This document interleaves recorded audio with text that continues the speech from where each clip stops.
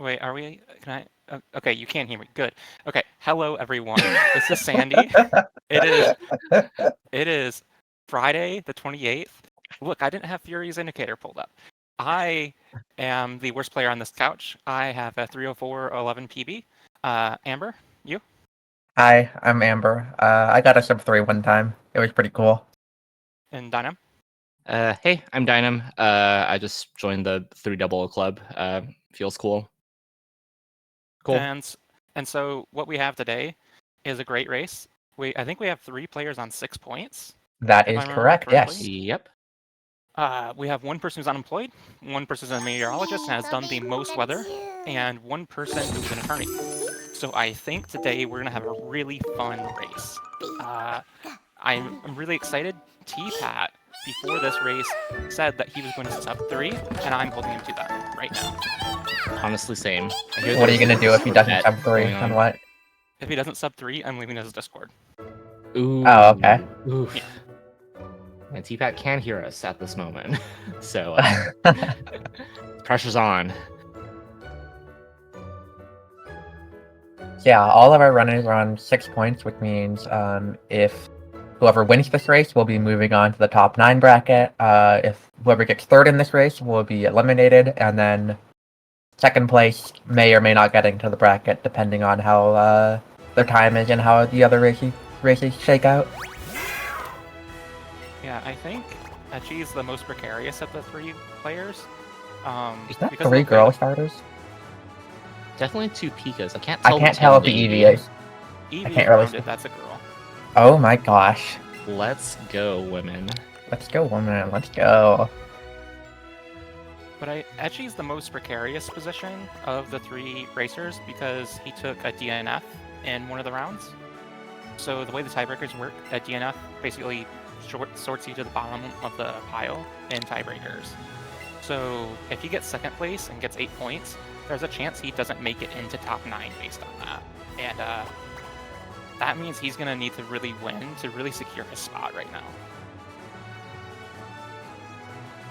Yeah, I think for T-Pat, I feel like 8 points is probably pretty safe for him. I think he has 2 pretty good race times right now, so as long as he gets a solid time here, that'll move him pretty high up the tiebreaker. So if he gets 8 points, he's probably in there. Yeah. And you can't count out Poketax either. Poketax has been putting up some very solid times recently. I don't remember what his average looks like or if he's got DNFs. Yeah, I could check that quickly. I believe only Etchy and Aspect are the 6 and above players with DNFs. Okay. So Poketax just basically needs like a solid finish here, and a time that would give him 2 points would also, I think, bring down his average a little bit as well. Make it a little bit better. Yeah, there's so many things that you have to think about starting in round 4. You have to think about how many points you need to get into top 9. You need to think about your average, like what you think the median is going to be, depending on whether you place first, second, or third, depending on if it's a 3-person race, 2-person race, what have you. There's a lot of metagaming going on in this round of competition. Okay, so I'm looking at Poketax's times from the previous rounds. He got a 3:11 round 1, a 3:08 round 2, and then a 3:05 round 3. So my pattern recognition skills are saying 3:02 right here. Yeah, bring that average down to like a 3:06 something. That'd be pretty huge. Look at Poketax's Pikachu. Okay. I'm looking at Etchy's. I'm gonna look at T-Pat's Eevee. Okay, thanks. It's very cute. Cool. Oh, we got neutral on Etchy. 26 on Poketax. And 27 for T-Pat, but that's a given on Eevee. So at least Etchy knows at this point that his Pikachu is going to be neutral.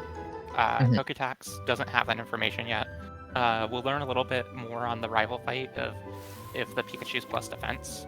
If it takes 4 damage from the Eevee on the rival fight, then it's plus defense. If it doesn't, then it's neutral or minus. And then T-Pat will have to learn either by checking or waiting until Forest, I think, right? Yeah, typically Yeah. the Caterpie trainer, if you don't catch anything on Route 2 before entering Forest, the Caterpie trainer will give you the experience that you need to hit level 6 instead of the Rattata that Rami has for Pika on Route 1. That does assume that you don't catch anything before the Caterpie, which is not actually a given. But usually it turns out that way. And I feel like we're at this point in the tourney where we might not see any of the runners go to a backup. So I personally wouldn't expect them to like check their starter nature here, right? I don't know about T-Pat. I feel like the Pika runners probably won't.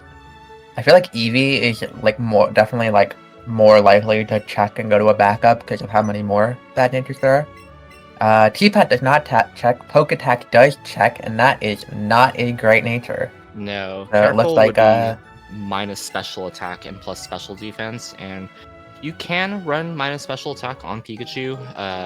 Mostly it's just kind of scary ranges in the mid game when you have to use Thunderbolt and kind of work your way around that. But Poketax opting to go for the neutral backup here. So that'll confirm that both Etchy and Poketax are neutral natures for Pika. Did Poketax open up the right profile? I do not think he did. He is closing out again. All right. Take 2. There we go. Perfect. Okay, so both the other runners got a 5-minute town map, so we can just serve based on that, like how far behind Poketax is from that deviation. Yeah, it definitely took a while for Poketax there. Like maybe a minute. A little less. I think loading into a backup is about like 35 seconds. So while like fumbling that a little bit probably brings that up to like 45. Yeah, the optimal thing to do is hit home plus Y plus A. And that'll just take you to the close game and switch profiles thing. And I think doing that gives you like 35 seconds. It's just a thing that like you don't think about. I've never thought about until like we did these races.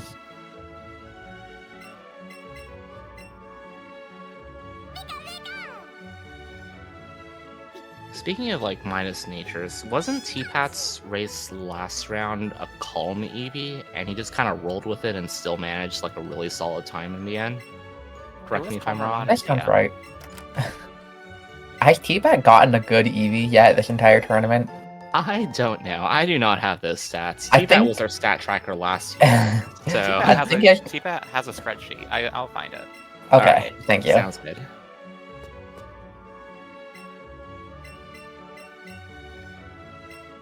That was a good dodge there from Poketax on the Pidgey and the Rat, and now the 2 Pidgeys are like converging on him. Oops, all Pokemon here. What does this fight look like, Amber, for Eevee? Like in terms of like, can this like ever 2-turn? How often is it 3-turn, 4-turn? So typically, that is a really good roll. That was not a crit. That was wild. That was like, okay, sorry. Yeah, Okay. So if you're plus attack, you typically 2-turn, and then if you're not plus attack, you typically 3-turn. If you get growled twice, it's typically a 4-turn, and then you can also just get paralyzed. T-Pat, unless I missed the crit text, that was like plus attack high roll on that first tackle. That was definitely not a crit. There was no red dex at all. Okay. That is like certainly plus attack. That was like, it did more than half, which is like, you never see that. Yeah, if we see minus defense or minus special defense for T-Pat, he is off to the races with this Eevee. I found the spreadsheet. T-Pat's EVs so far have been Impish, Sassy, and then minus attack in the previous round. So just nothing good so far. I mean, yeah, nothing good. Sassy's like workable. Yeah, if you get lucky. Get lucky with either like over leveling so you can exceed some speed thresholds or roll a speed characteristic or something, right? Yeah, actually, T-Pat's last race, I think he got like a lot of supersized Pokemon, if I remember correctly. I think that was the race. I do remember that. It was just supersized the race for T-Pat. You kept calling everything too, by the way. If you keep calling everything, eventually you're going to be right. That's my strategy. This is true. You miss 100% of the supersizes you don't call. So true. Alright, let's see. Actually, can I level up here? Oh, wait. He's neutral. I Well, we can forgot. see where the AV goes into. Looks Defense. like defense. All right. All right. Okay. I feel like good. that's. I mean, That that is matters one of more the- than like speed. I can tell you that. This is true. Yeah, defense, like I kind of think of defense on Pikachu as a way to skip healing towards like the early mid game section. It can kind of like push you through. If you have good defenses, you can push through Misty all the way through Nugget Bridge, possibly all the way through Boat Rival, possibly all the way through Route 10 without having to heal Pika at all. hmm And you Whereas- don't faint to Kangaskhan, which is always nice. You also Yeah. do not faint to Kangaskhan. I think a lot of people like don't realize like neutral. I feel like is like it's like such a good nature because like you don't get owned by anything. If that Yeah, makes and sense. You can Yeah. make up what you've lost and like just tightening up your catches a little bit. Mhm. And Yeah. getting a bit extra EXP. Like it's so good. It's genuinely like the most in control you will be in this game. T-Pat stats. That looks like minus special attack from what I Yeah, saw. that was 12 at level 6. There's no way that's a neutral, right? Yeah, so I assuming that I was plus attack, which I'm like 99% sure it was. We're looking at modest for T-Pat. Or And Adam. that was a speed. Adamant, AV. adamant. Yeah. I didn't catch Poketax's AV. I think we were all looking at the EV. Eevee Eevee's just so has cute. like a bunch of stats that don't make sense. Pikachu has like 3 stats that you need to pay attention to. It's so much easier. That's true. When I run Pika, I like never look at any stat other than attack and special attack. And you can see defense because it's 1 digit if it's minus. And you're like, oh, it's minus defense because it's missing a digit there. It's like really easy to recognize. I literally do not process level 5 stats at all. I just wait until everything shifts over into level 6 and then Yeah, just look at same. it. That's the only thing I do process for what it's worth. It's just like 1 digit. And it's like, that looks weird. Why are you so small? How is T-Pat done faster? I mean, T-Pat had a very good rival fight. Okay, Mhm. that's true. Yeah, Pika normal will take 4 turns to go through rival fight. 3 if you like get a crit and a high roll, or if you get a crit and your special attack or is Mhm. good. I think T-Pat also respectively. like had a slightly faster intro, like even before the fights. Yeah. Alright, going for the glowing Weedle as the first catch for T-Pat. Speaking of glowing Weedle, looks like Effie's going for that. Alright, who's getting the supersized? I mean It's T-Pat's T-Pat. on a roll. It's T-Pat, I'm telling you. Alright. Don't 1, wanna sleep 2, on 3, it's in. Pokédex. Look in the upper right hand corner for the experience modifier. And Close. not. Ooh, breakout for Edgy. That's real bad. Shout out to Furious, by the way, for implementing a ! catch rate command.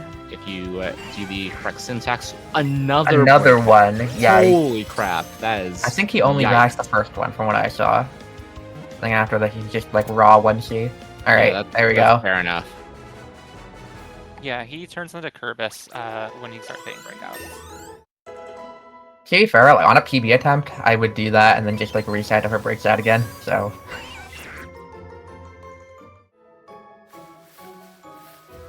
Yeah, on average, these are calced with 15 IVs in every stat in mind, so like your very average Pokemon. Actually going for the Oddish, which is going to be his second catch. Not exactly optimal. You either want to get the Oddish kind of outside forest, or you want to catch it first, so it gets a lot of experience. But an Oddish in front of you is, I mean, it's better than resetting Route 2 like 5 times. Poketax with the 1C breakout too. Yikes! Jeez, that is rough stuff. There's been too many breakouts this run. I think we've hit our breakout quota. And I think we're so done now. too. We're done with breakouts for the rest of the run. This is not pre-2C territory. Dark time in Pokemon Let's Go speedrunning history. That was not a part of, thank goodness.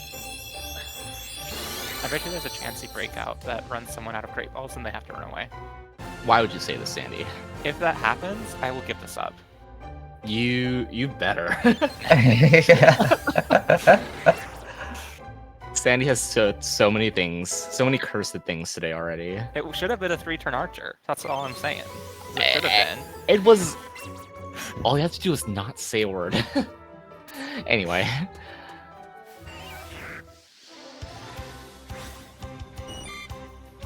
Yeah, I feel like Etchy did end up going for Forest Odds just because I saw it, and he's had some recent, really interesting Route 2 roulettes, let's just say. I mean, from my like anecdotal experience, getting the Oddish to show up first time is like 10%. It's either It's not 50, actually 10%, it just feels like that. It goes before it doesn't, so, haha. Oh my god, if Oddish showed up first time every time, I'd have like 257 in this game. Okay, so 2 things I want to add on here. As a Pika runner, I like grabbing Oddish as soon as possible in the forest, like once I get 2C, just because I don't have to reset on Route 2, and I can like just go and catch like a rat or a Pidgey or something to give me a little bit extra EXP, and I get the added benefit of more APs on my Oddish, because I'm getting more levels, so it's got a little bit higher chance of rolling a better special attack. It's like Yeah, but marginal. you have more levels. Pika Yeah, had a notably- pretty bumpy Pika there. Yeah, goodness. And then the second thing is, when you're moving Pokemon in your party, Dino has just found out today that you can click R or L, and then once you've moved it, click A. And you don't have to re-click the bumper button to set the Pokemon back down. Yeah, I've been doing this like the entire time. I've been Wait. running Let's Go. I've Wait, what do you also- mean? Like, So when ahead. you move like things around in your party, you click your bumper, right? Yeah. You can also once you have the Pokemon in hand, you can just click A to like set it down instead of clicking the bumper again. Is there like a time advantage to that? No, it just feels nicer. Oh, okay. I don't have it. Like, I remap my Joy-Con, so it's not a bumper button for me. So that's why I like. Oh, I've never gotcha. really thought about that. yeah, I like did more I you never know. thought about it, and like Dynam's like, oh, you can just do this. And I'm like, wait, it's so awkward to do it for me because my hands don't work in that way. Where it's like, yeah, I'm learning so much this tournament. Pokédex is getting that Route 2 Oddish, which is super nice. Oddish comes in at level 9 on Route 2, which means that skips learning Acid at level 8 because it already has it. And if for some reason you found an Oddish on Route 1 or Route 2 before Forest, it learns Growth at level 4 as well. So that's like 2 extra moves.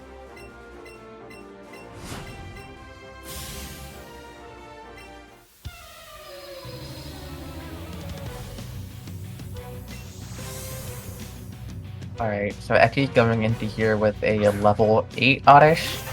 I don't know if we can level up to level 9 after the Geodude. I guess we can see how much EXP it has here. Oh, That's like That is, yeah, I was just gonna go that's for the real growth. close. Yeah. Fair enough. I think that makes sense here. It would be a pretty unlikely one-shot at level 8 on the Onix. And then you can kind of like flinch by headbutt over and over again.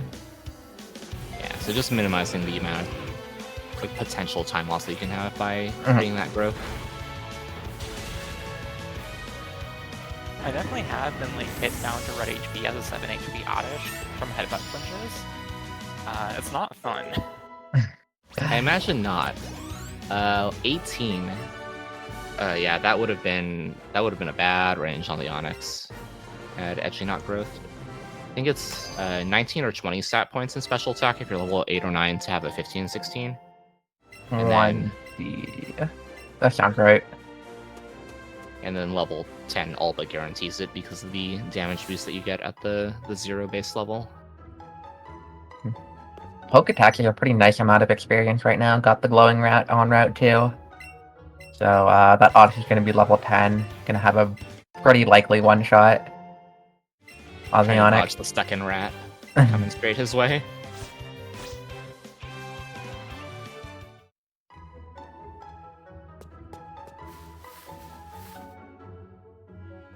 Curious what Etchy does for shopping. I think he's gonna just buy the burn heal, right? That's what he generally does. I don't know. I actually thought Etchy was in just like the regular shop, but I don't actually remember. Yeah. Okay. Okay. He's gonna, yeah. Yeah, X defense is very standard. Pika needs that extra item to do God menu later, where you can access X attacks and X special attacks with just one input after Vermilion Shop.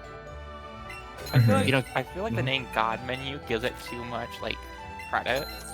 It's Well, just a nice menu.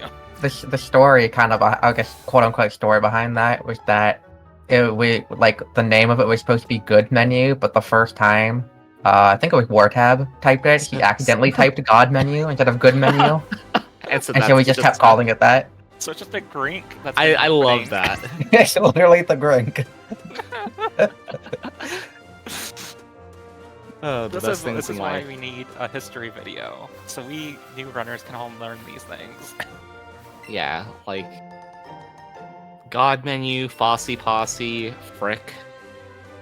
I don't know where Frick comes from, I'll be honest. I don't think anybody at this point knows where Frick comes from. Every It's time I just- ask Etchy, he tells me to ask someone specific. And he's like, this person knows. He'll tell you. Interestingly, actually going for the glowing rat here, it seems like he Level wants 7. to evolve something. So we'll see. The fact that when level it's 7 is not that, but every time I catch something on Route 3, I swear it's level 3. Every single Yeah. time. Yeah. honestly. So what is Eschi trying to evolve here? Probably bugs, if I had to guess.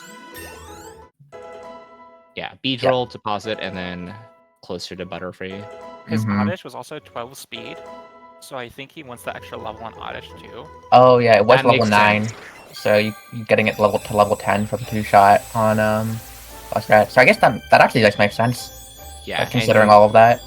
notably Sandy mentioning 12 speed means that if you level up, hopefully you get an extra speed point so that you outspeed the Sandshrew, which also has 12 speed, so that you do not eat sand. Eating sand is not healthy, friends. Do not. There are some animals for which eating sand is healthy though. Like, let's not put it out. rule Yeah, it out that's fair. entirely. For There are some animals. for humans, generally speaking, eating sand not great for your digestive tract. 0 out of 10 would not recommend.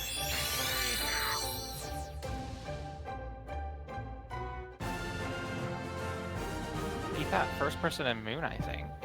Yep. Yeah, that the double breakout on the Weedle is pushing T-Pat further ahead in the early game at the very least. We'll see how the captures go during this section though. Mm-hmm. Yeah, whether or not you get things glowing in Moon is just a huge swing. Because if you get a glowing thing, you could mess up a throw and be fine. But if nothing is glowing and you don't get any extra ASP, you can end up short, even though you do nothing wrong in Moon. It's so interesting. So like, T-Bat just needs good spawns and he'll maintain a lead here. Mm-hmm. Moon is like one of the only places where I'm like willing to like wait for spawns. Okay, that was pretty nice Mankey actually on Ecky's screen. Does Metapod hit 10 if you beat the Sandshrew at this From point? do you think? here, I would It's think close. probably, but I wouldn't be 100% sure. Yeah, that would be absolutely optimal if Etchy could get enough experience for that. Yeah, I mean, Etchy will definitely go for that. I think Etchy's just like an enjoyer of doing like Oddish, the Sandshrew trainer first before going down the ladder in like most situations. I typically agree with that. I never really want to. Well, you want to party manage as. What am I trying to say here? Don't party manage too much if you can help it, essentially. Mm-hmm. So having to like stop from another menu and like switch Oddish with Pikachu again is a little slow. Guarantees you one shot in the Sandshrew for sure, but Alright, let's see how T-Pat's moon room goes. Yeah. immediately accosted by Zubat. Poketax did pick up the X-Defend in Pewter, so both the Okay. runners are set up for that. T-Pat Alright, actually let's making get the a note. really good use of the random encounter to switch over to Great Balls immediately. That way, if you want to YOLO through the Clefairy or a Paris that shows up, neither of which are showing up right now for T-Pat, Wait, you'll did he- already have that Great Ball in hand. Did he switch and then run? Yes, it works. That way. is so smart, oh my gosh. I've never thought about that before. I'm learning so much. Well, like, here's my issue with that, is like, if your first catch is Geodude, then like, it doesn't make a difference, in my opinion. Yeah, but I mean, oftentimes it's not Geodude, so, you know. I just had this debate in my head so many times. And, like, honestly, if my first Captain Moon's a Paris, I just YOLO throw it, like, with two Pokeballs. I like, agree wholeheartedly with 90% to that. get in or something. I think I actually got that from you, surprisingly enough. I'm an influencer. Hell yeah.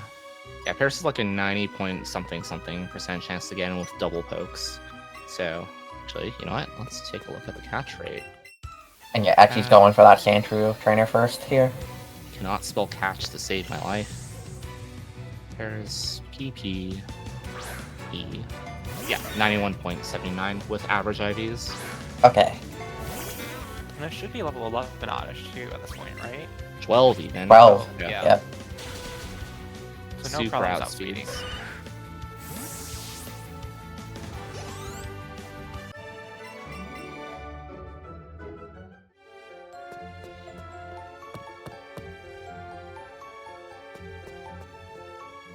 Unfortunately, T-Pack getting the instant attack on the Paris. I think it was glowing. I don't recall. I don't think it was glowing. I mean, T-Pack EXP is pretty decent, though, already. Like, as long as he gets the Clefairy and doesn't, like, miss the circle, it's, like, fine. Yeah, that'll get EVs like 14 and like a third, and that's more than enough. Typically, you want to be 14 and a quarter coming out of this catching section, so that the rest of the trainer experience will get you immediately to 15, which is the next requirement for Misty's Gem. 27 attack for Etchy at level 12. I think 0 AVs. Sounds about right. Classic. Classic.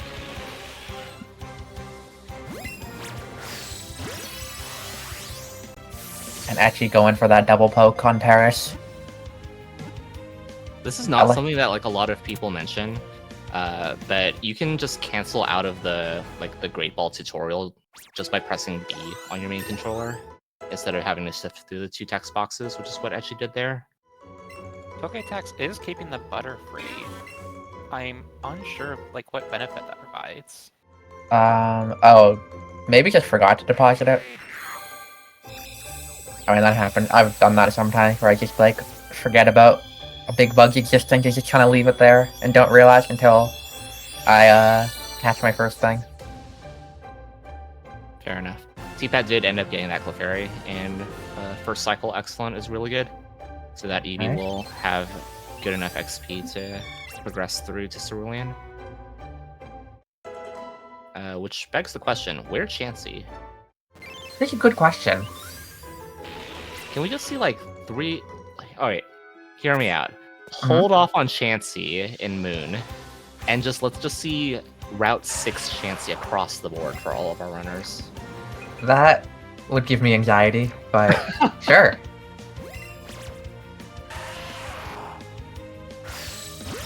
Etchy does have a Clefairy on the screen, but it's all the way the opposite end of the room, so I'm curious if he'll still go for it.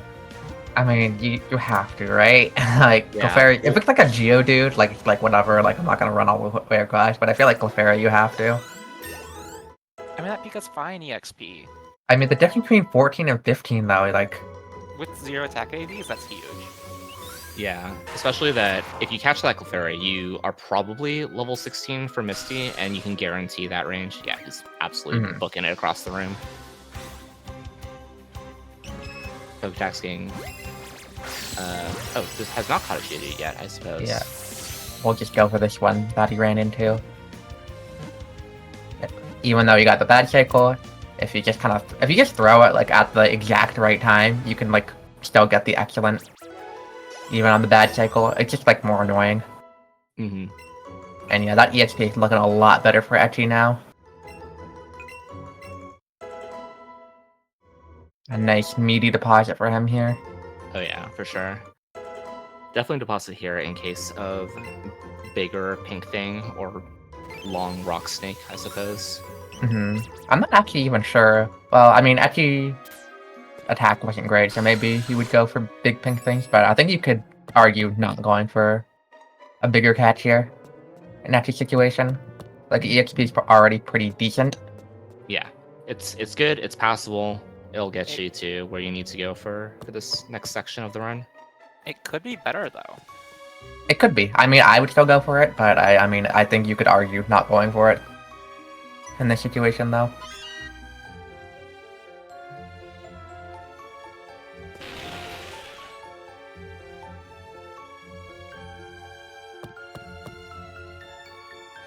Looks like Poketax is going to be catching that glowing Clefairy that spawned in the upper left corner of the screen, so just dumping everything right now, because...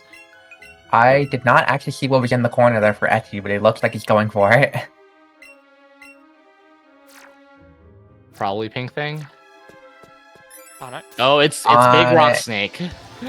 Rock Snake, Rock Snake, Rock Snake. Rock Snake. Okay. Alright. Poketaxatty is being very patient with this Clefairy, yeah. He's waiting for that attack. And then now hopefully this gets a lot of experience. For sure. See what...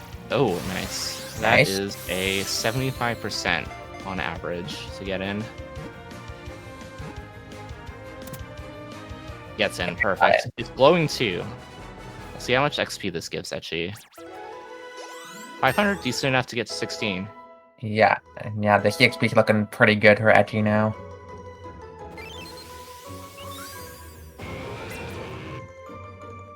Yeah, so all three of our runners, I think their HP is like between like decent and good. Yeah, definitely agree there.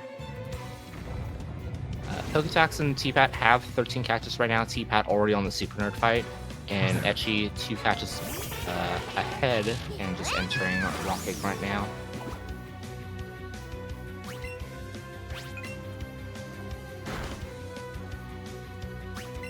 Good Hypnosis Avoid. Really good. Yeah, notably, Etchy has been running around way more than the other two, I think. So a lot of the time loss can be kind of attributed to like the breakout, running across the room for a Clefairy, running across the room for a Rock Snake. Mm-hmm. Yeah, I think he really gets that attribute from playing so much Sonic Adventure 2. Running around at speed of sound, but in the speedrun, it does boost your time, unfortunately. Excuse me, it's Shadow the Hedgehog.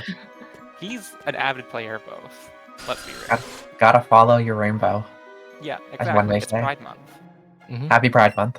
Happy Pride Month, y'all. Happy Pride Month. Gotta milk it for 2 more days. I And then we just disappear into the ether.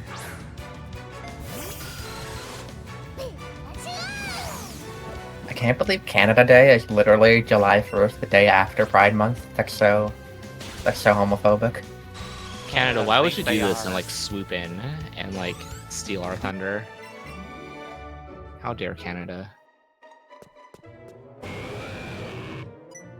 Onyx catch chains go Onyx so chain. hard. A second rock snake has hit the moon.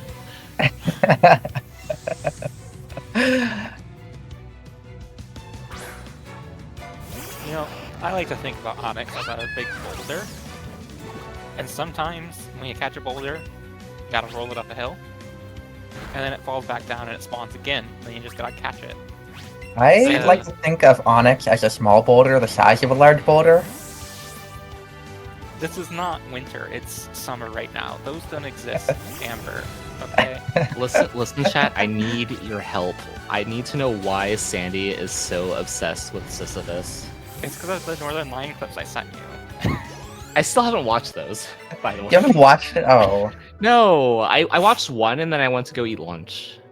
How dare you eat when Yeah, there's right. Northern Lion to watch? I don't watch Northern Lion, I just see the clips on Twitter, that's it. During Nugget Bridge night, why don't you go watch those clips and then come back? I'd rather play Hangman, thank you very much. You can do both. T-Pat is going to start learning moves. Yeah, it's a pretty solid time for T-Pat right now. Got like basically a 32 flat exit with 13. And that's like pretty good pace. Like generally like what I look for on PB attempts. You know, chat mentioning that T-Pat going for the fossil backup, and picking up the PP up to sell instead of that, something that T-Pat has been doing pretty consistently in races, just in case his catch route gets owned later on.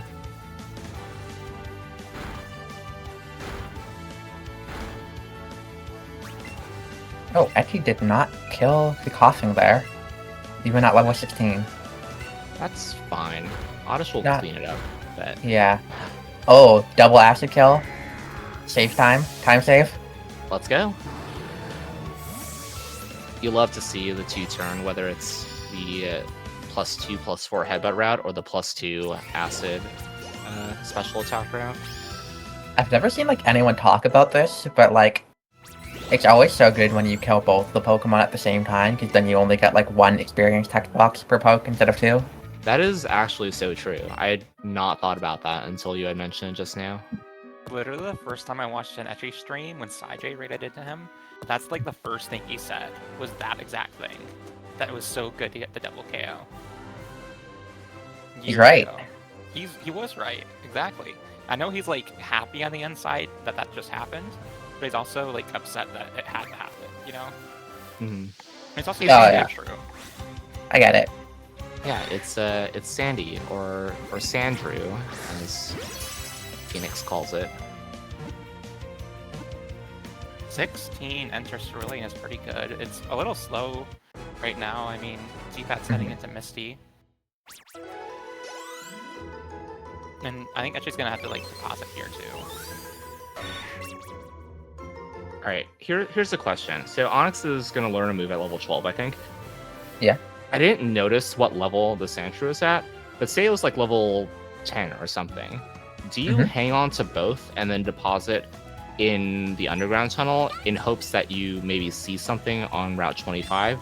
Or do you just find a point to deposit during My Cerulean? general rule of thumb is that if you have 2 things to deposit here, you should just take the menu and deposit it.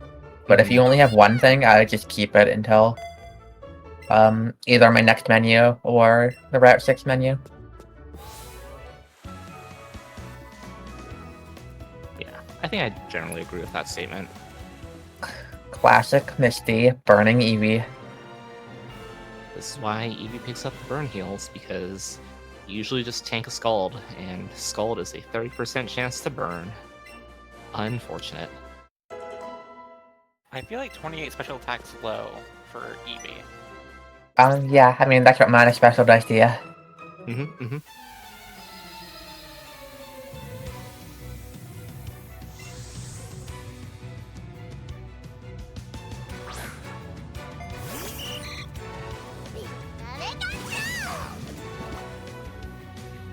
Are there any ranges on Nugget Bridge that like Eevee has to like worry about? Like similar to how Pika can like try to go for Zippy Zap on coughing.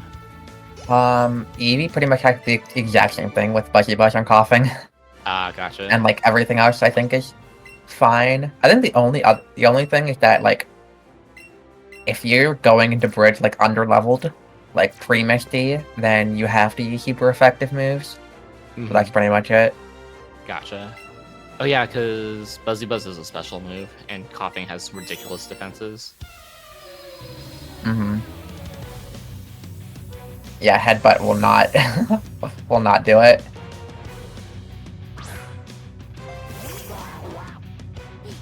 Also, the interesting thing was I saw like T-Pat didn't heal on this previous menu after Misty, just burn healed but didn't heal HP. That's just because Bouncy Bolt was just going to recover all the HP back, right? It'll yoink HP off the Sandshrew and the Growlithe. Yeah. Coughing, right? You can use it on coughing depending on how low HP you are. You're like almost never in a situation where you use it on coughing though. You have to like leave Rival 2 here with like 2 HP to have to do that. Yeah, meanwhile Pika has to be a lot more mindful about HP on Nugget Bridge and things like, do you get poisoned on Rival 2? Do you get poisoned on Sandshrew? Do you get poisoned on coughing? Do you want to 2C the Sandshrew so you don't get poisoned? And do you want to heal on that? There's a lot of like interesting like micro decisions they have to make in Nugget Bridge, even though like it's boring for us to watch. Like that's what are going through Poketaxatty and Etchy's minds right now, probably. Notably, Etchy currently has a 10 out of 16, 40 attack stat at level 18 on the coughing at the end of bridge. So, might hit 19, I don't think so. So that's a potential time save there that you can get.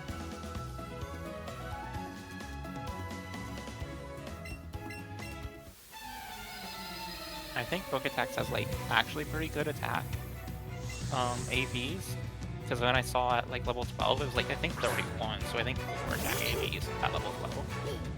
Just ridiculous.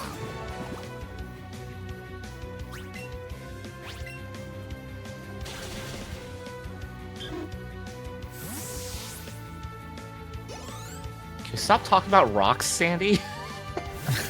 You're so rock-pilled right It now. was the correct answer. You are Based in so rock-pilled. rock-pilled.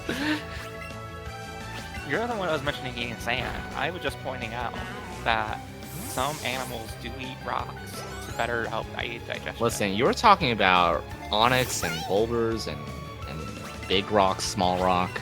Dino, let me tell you about let's see. Yeah, tell me about what? Grappler catches. Oh, Because those are some big boulders. true.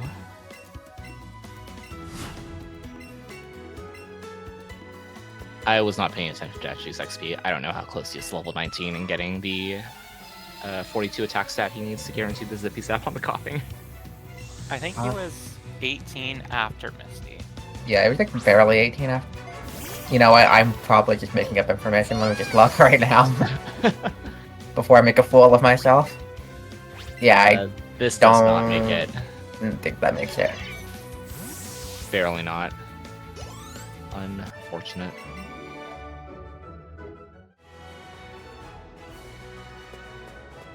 Poketax coming up on the fringe 1C fight that can possibly happen with the Sandshrew. Sandshrew is super tanky. Opting to X attack X here. attack? That is... Wait. Wait.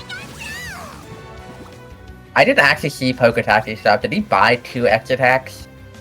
I don't know.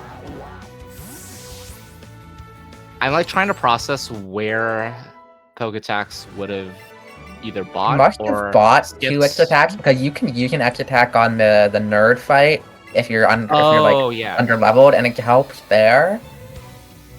Yeah, I do recall. But that I being think if you like, I don't know. My thought is on the Sandshrew fight, you should always just like go for the 2 headbutts because you have the flinch chance. Yeah, I agree with that. It's possible that Poketax, like, knowing that he had an extra X attack, was trying to like because he has 1 X attack now, right? Yeah, Or was that 0 now. Okay. It was 1. Yeah, so maybe like re-clearing the bag to prepare for a better menu later, perhaps. But yeah, I definitely agree that regardless, you headbutt that Sandshrew to give yourself the 30% chance to flinch. T-Pack gets the full pair on coughing, that's nice. Nice. Better than getting poisoned. Yeah, 30% chance is better than no chance at all to stop the Sandshrew in its tracks, for sure. Alright, I am hoping we don't see a single Venonat skipped. No Venonats left behind. That's a Venonat and a Psyduck. And T-Pat was course correcting up. Yeah! Alright, Let's T-Pat freaking wins. go.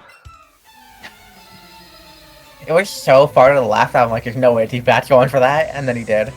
Just made my day, actually. How And hit did the excellent! What a Okay. gamer! Holy crap! It is so hard to hit any circle on these Venonats, especially if like you YOLO throw. They can just like tilt left to right, jump left to right. T-Pat wins. T-Pat wins, guaranteed. You know he spent like half an hour practicing that one day, right? You know he wants Etchy to join us. Wait, is that true? Server. I don't know, I but believe I feel that. like you have to spend half an hour practicing that one day to get that right, to get that catch. You don't just... You're prepared, you know? Okay, you saw that, right? too. Yeah, I saw that, okay. I've never seen that happen before, where The you use the first time 2C. The first time I saw it was Etchy did it, I think literally either last night or earlier today, I don't remember. It had to be last night, I was like locked in on work today. For those of you who missed it in chat, T-Pat unsummoned the second controller as he used the second controller to freeze the Pokemon in place, so it did the little bounce, and it just like, it was great. Just watch it back. Clip it and ship it. Put that one in the montage. T-Pat just had the greatest Route 25 grass I've ever seen. To me. In my heart. Agreed.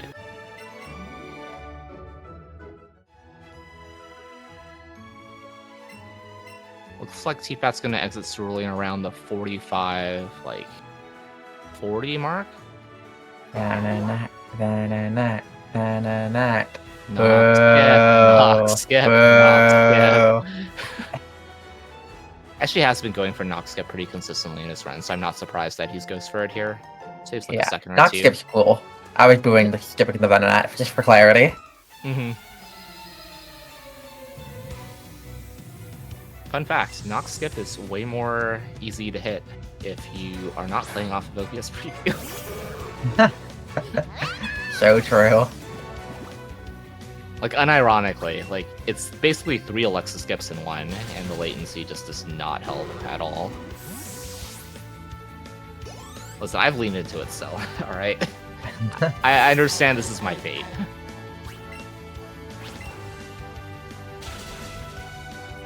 I don't feel the need to say it anymore. You've learned your ways. Yeah, we've all learned our ways. Now we're ready to move on. And T-Pat's ready to move on to the underground tunnel. What a transition. Wow. Thank you. It is Pride Month, so I'm very good at that. Happy Pride Month. Happy Pride Month. Happy Pride Month. So this is an interesting part where there's no time save possible for like 3 minutes. You just go through the same thing that you do every time. You see a Squirtle up top that you cannot catch and you cry a little bit. Then you go have your rival do a magic trick with a revive or something. Okay, hold on there. There is a stack of 3 Nanabs that you can get if you've noticed that you haven't gotten any Nanabs on catches. It's very useful if you like see Abra and Pidgeotto and like you can save one for Ghastly later on. I don't know why people like berate me for like going for those if I just like know that I haven't gotten any Nanabs recently. Because you don't know that you haven't gotten any Nanabs. The last time you checked is when you switched to Great Balls, and that was like 3 you check ago. when you switch to Great Balls, but you can also check on every single catch screen after that. Who is actually checking on every single catch screen? If anyone does that, you are like a far greater player than I am.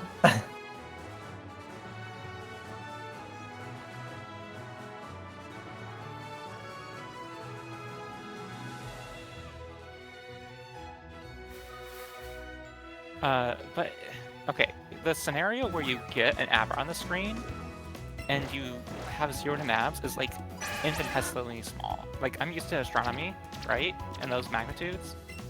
This just doesn't happen. Right, but like, especially in a game like this where you don't know what's gonna spawn. Like, you have to prepare for every possible outcome. Also, I mean, I'm if sorry. you... I have to defend my honor right now. I'm sorry for this. Okay, go for it, go for it. I'll let you go. How do y'all not know that Big Pex is the only word that satisfies those conditions? Like, it's the only ability. It's the only thing I'm thinking about, especially because it's Pride Month. You know? Gen 5 was a time. Speaking I don't even know where the list Happy is. Pride Month. Well, anyways, what I was going to say is that even if you're in the situation where you encounter an Abra with 0 Nanabs, if you just like kind of wait for the right time, you can like still like throw and hit a circle on Abra and it's not like too bad.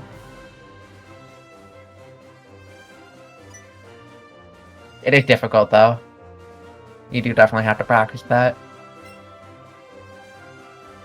I don't remember the last time that I caught Abra with a side throw with an excellent. I've done it once, and that was like the highlight of my initial Let's Go career.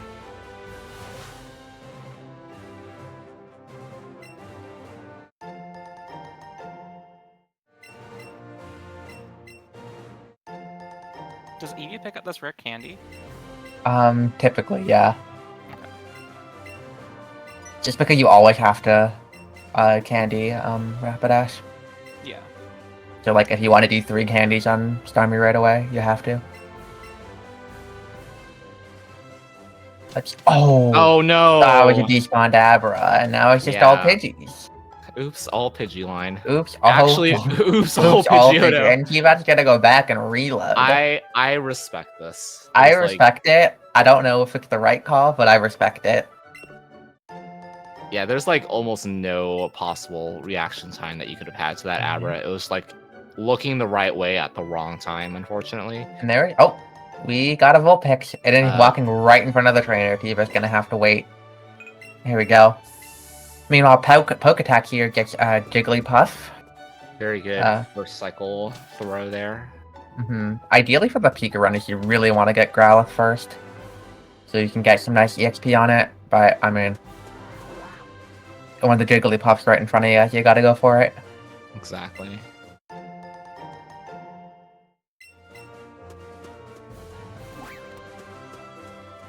Okay, so remember how I said that there's going to be Route 6 Chansey everywhere? Where are they? Etchy getting a good line. Oh my gosh! Let's freaking go! Yeah. There's one. You called it, Dino. Congratulations. You miss 100% of the Chansey calls you don't take, alright? So true. Pokedex didn't switch double grades. I just realized that. It's still an excellent, so... Alright, stay in. Just stay in. It's probably a favored coin flip at this rate. So just... No, dude! No. What was that? Chansey 17? Double great balls. Please Come double on. great. Okay, there we go. What I was gonna say before Chansey rudely interrupted was that Etchy got a glowing Jigglypuff and a Growlithe to spawn like right beside each other, which is really good. You just catch that Growlithe and then you get the glowing Jigglypuff EXP. This is And, rough for Poketax. Yeah, I mean, this is what you sign up for if you're going for a Route 6 Chansey. That was a nice throw. It was. He's landed every excellent with every Raz. Like with double greats, this is... Oh my gosh. That is He's so not bad. staying in. He's committed though, at this point. Yeah. Like, I honestly, I feel that. Just, dude, like, what is going on?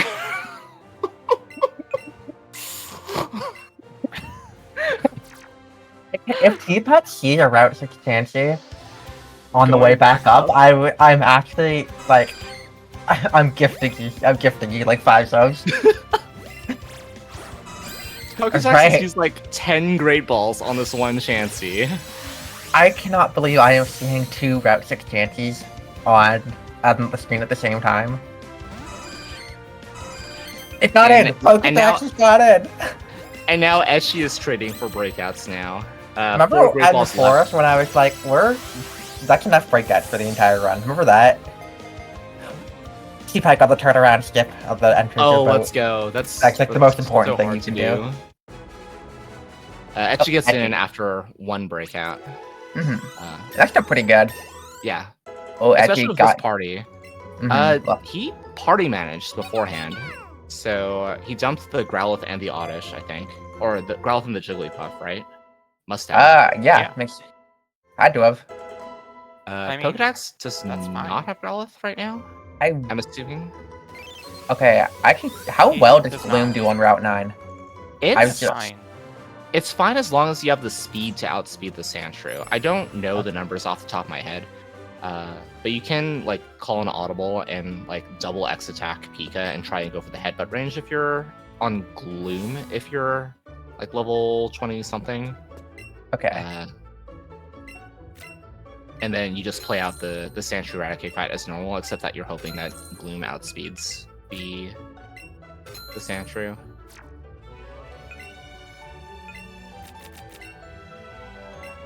I mean, I don't feel confident that Etchy is actually gonna like do that. It was just like a thought in the situation that he's in right now.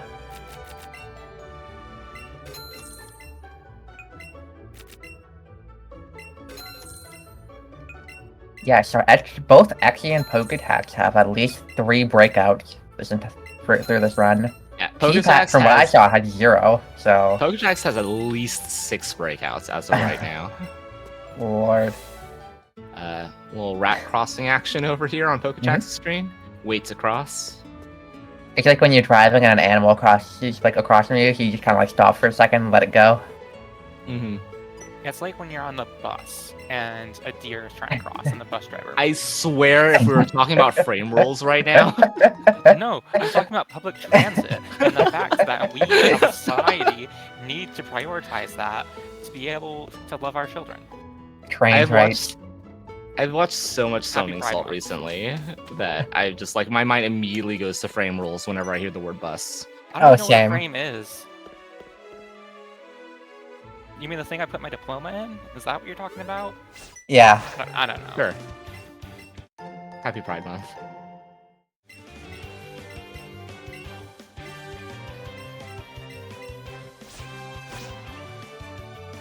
I still think T-Pat's pretty much in command of this race at this point. Yeah, definitely. I mean, the poke count is I mean, the poke count's like pretty average. I think Etty just has a pretty high poke count for boat. Yeah, he just got the stuff he needed in round 6 and the 2 bonus Sandshrew and Mankey. So it's like, it's fine. But like, he's gonna miss something in round 10 now, right? Like, that's how it always goes. Yeah. Also remember that T-Pat is minus special right now, where and like I think T-Pat's just like rocking like good XP but not great XP, whereas like Etchy and Poketax can just 1C this boat rival. Now that Yeah. I would definitely hope for T-Pat. respectively. I would definitely hope for T-Pad to get some really good experience like mid game, because mine especially in like the mid game is like not very fun. Yeah, do what know, is- like all of his practice has been bad EVs though. So like, I feel like he's prepared. I feel like he's ready for this. He's up T-Pad's to had date. so many bad EVs that it's just like the standard for him at this point. Mhm. Yeah, like I'll like tune into his stream and he's got like a modest or like bold EV and he's like 3:00:10 pace and it's just like, man, you can just finish with anything, huh? For real. T-Pat's seen it all. Oh, Actually, did- Oh, Etty no. missed the range. Yeah, that But is I a was range on saying- Pikachu if you don't have enough attack ABs on it. Wait, what is the range on that? I thought it was like pretty good, especially at You- 22. You I think need, it's like a 3 AVs at 21 to get it. So he has that's probably a 1 in 16 miss. probably. I think it's a I am 14 calculus. 16 at. Yeah. I will be where are my right back. notes for this? Okay. Scroll. It'd have to be probably at like 102. +4 headbutt. Oddish is a 14 and 16 at 48 attack. That's assuming 2 AVs in the cycle. Okay, you're 48 at 22 with no AVs. That's rough. That's a 1 in 8 to miss. The amount of like good range I've seen at Team Miss recently, because yesterday I was watching his stream and he missed the Rattata range and hideout with a level 27 like 67 attack Nidoking, and then That's gotta missed. be a 15 and 16. And then he missed the +2 Thunderbolt range on Grimer at level 27 Pika. Jeez. And then the Nidoking died on that same fight with the Rattata. Oh Because yeah, Because it was like Swift to 20 HP and then Sonic boomed. It was so funny. So much stuff has just happened to these people in the past week. All for my enjoyment.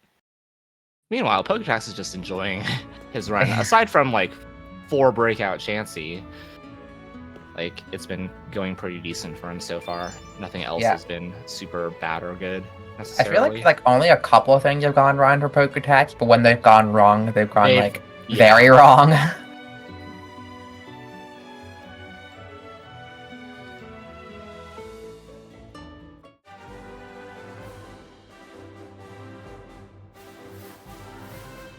Alright.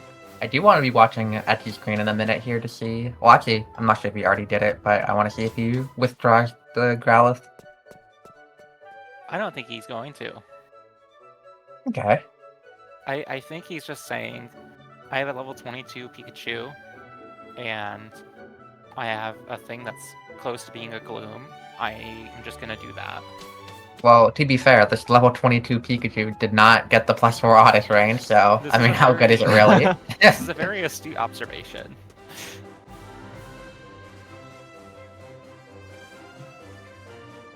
I'm So trying to many remember what dogs. Etchy's speed was on Oddish. It was not the best. It was like middling, but it wasn't slow, so I think it should be fine.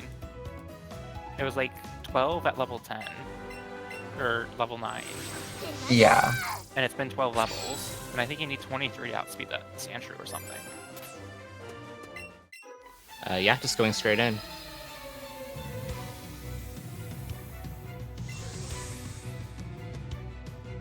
Okay, T-Pat not getting cringed on by any like random spinner thing or anything, so he's just on Route 10 now. Nido male. First spawn We Nido, take that. glowing Nido in. female. We take that. Yeah. Looking pretty solid, good so far. Solid 5 catches right there already. I see what you did there. Yeah, was that they say like a mon in the hand is worth 2 in the tall grass or something? Yeah, they do say that. Oh no, there's a Growlithe on the screen. Oh, okay, I did put it back in. I didn't see it. Must have just like really wanted to avoid the level 18. Did that Growlithe not outspeed the Gloom? Because the acid went off before the flamethrower did. Oh, this puppy's so slow. This That's is bad. This is a min speed puppy, which means that it speed ties the Sandshrew. What is Gloom's speed? I'm looking up the trainer data right now. Oh no. Control Gloom F. does get like 10 base point buff for Modish, so like honestly, I could see him healing here and swapping in Gloom. Yeah, this Growlithe is min speed then, because that was a speed tie on the Gloom, and Gloom and Sandshrew have 22 speed. I didn't see what Etchy ended up doing after the fight. Just moving on. But we're hoping for the best. I did not even know that Gloom and Sandshrew had the same speed. That could be really good to know for like future runs if I ever run into this situation. This specific situation. Yeah, this is a very rare specific situation. Alright, puppy, you gotta bring it home.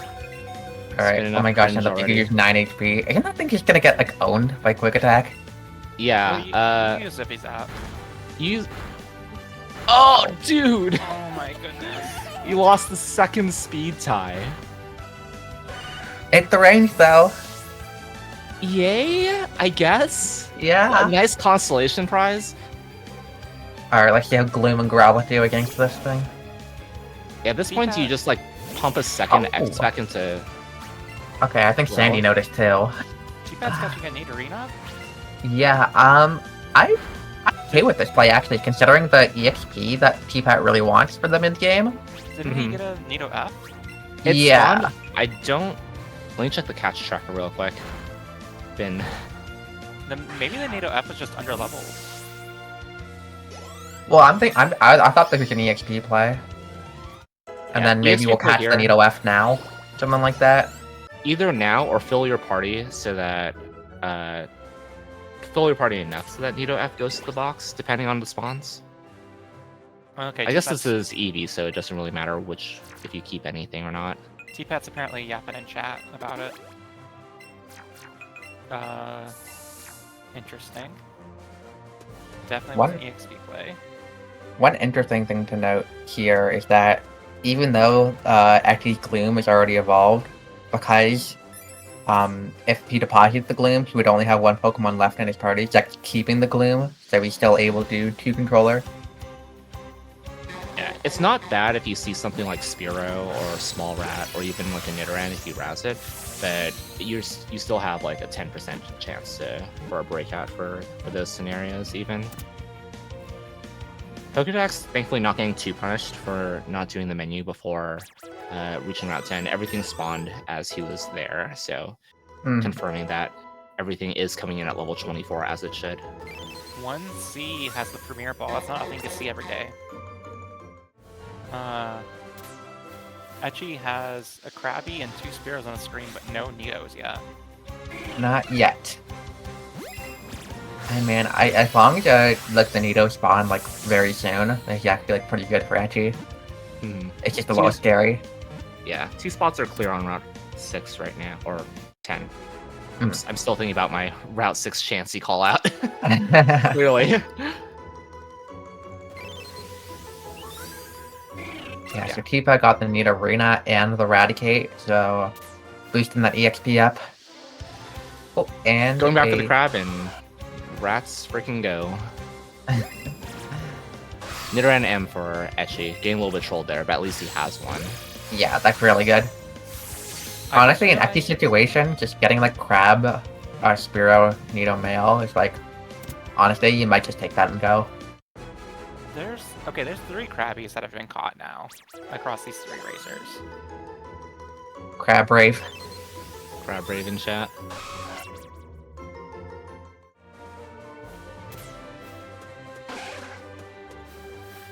Oh, and get to the Nido F. Alright, well, that's just a really good route 10 for Etchy. Yeah. Nice. Pokedex saying that he went to go swat a fly and only got a great or a nice on the Krabby. Oh no! Raticate despawned! Ooh. That's unfortunate. This Pokedex did end up catching a rat on Route 2, which means that he'd want to pick up that extra experience here, but that is like the fastest I've seen Raticate just like up and go. Yeah, I'm definitely interested to hear more about like the spawn and despawn mechanics of these Pokemon, because like, I don't know, some things just feel like they despawn really quickly. Hey look, the rat's back on Etchy's screen. The rat ran away from Pokepack so he could come to Etchy.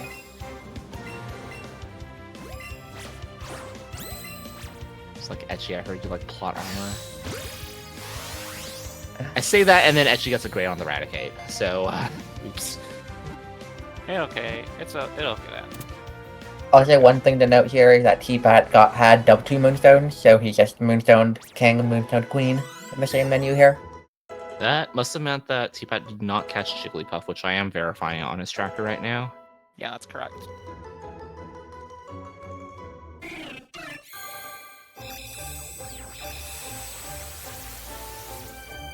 And actually, Poketaxatty is the first one going into the Rocket fight here. Yeah, has caught Nidoran female. Notably has unmarked everything else on Route 10, which signals to me that he's just gonna go.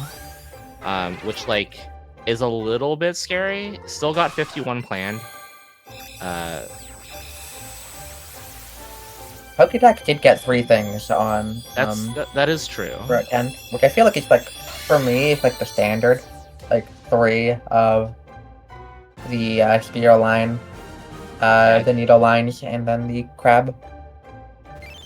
Yeah, I did forget that he got Krabby there. Is he 62 attack at 24?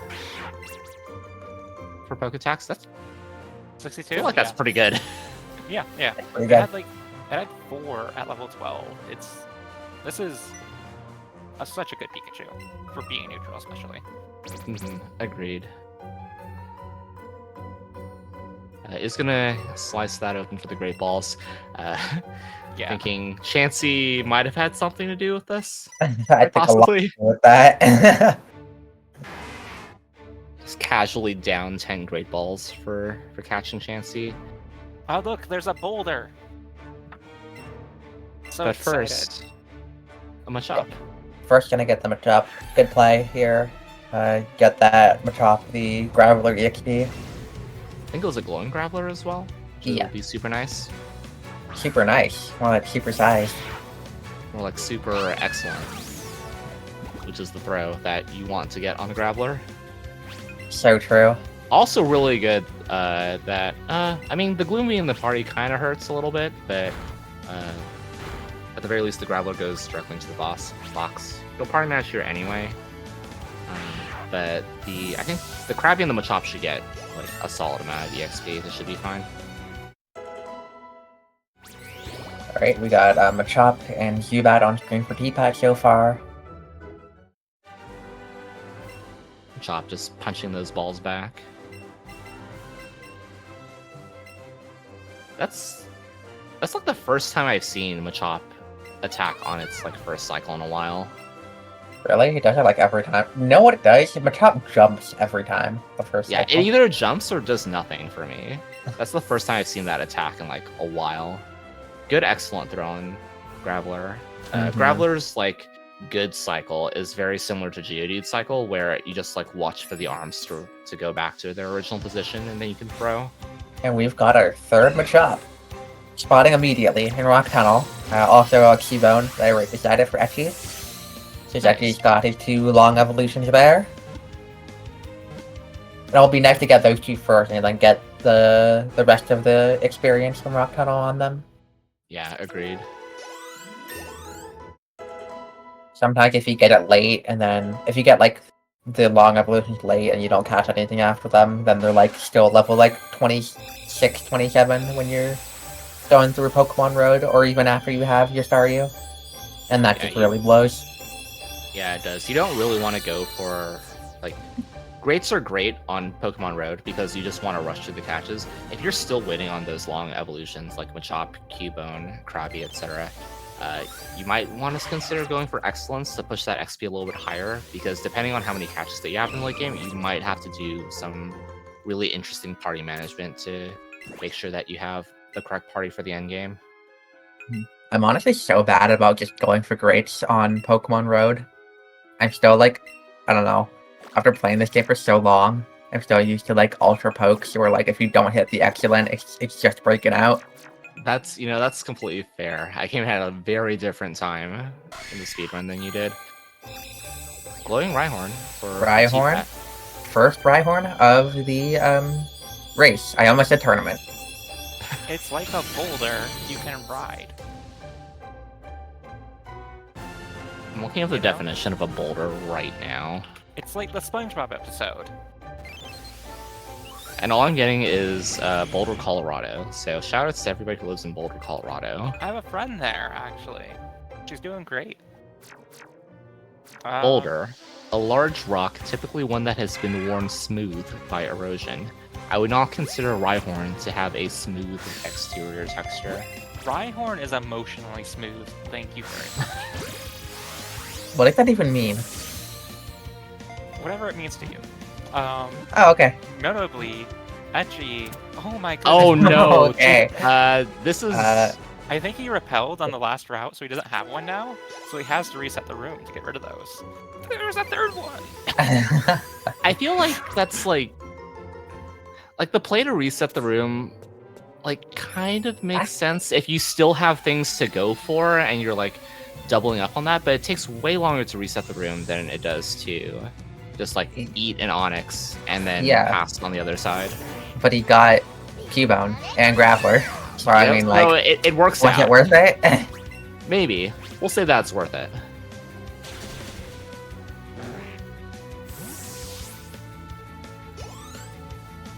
I just processed that Etchy has 30 caught at the slip. 31. 31 caught now. Thank you. I don't know if that mark was for the Zubat or not. Let me see. It was, yeah. Yeah. So actually on decent pace for his standards, I think. Yeah, not great, but not terrible. Etchy and T-Pat were about 20 seconds apart, with Etchy like in the lead at the start of Tunnel, but T-Pat had already done his like Moonstone menus at that point. So they're pretty much equal right now. And I don't know how to do math, so I did not check where Poketax is in relation. But they're like within a minute, I think, all of them at this point. Yeah, and they're all pretty close. Mm-hmm.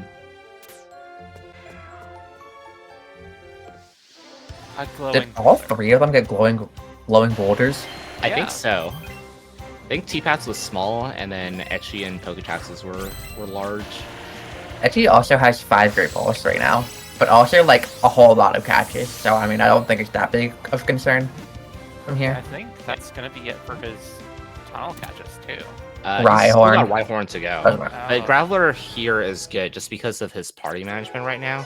Everything needs that experience, which is nice. Yeah. And Golbat evolves immediately.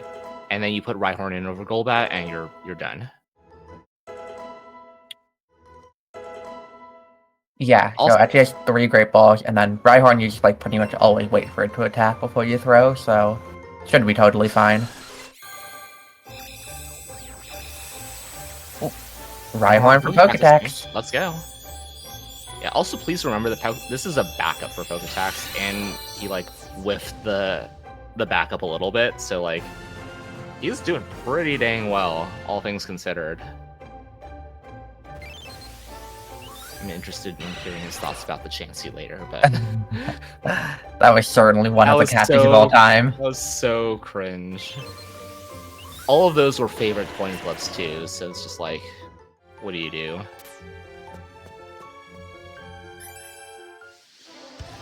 Actually trying to unsummon to dodge the Machop there, unfortunately, like, basically spawn on top of him.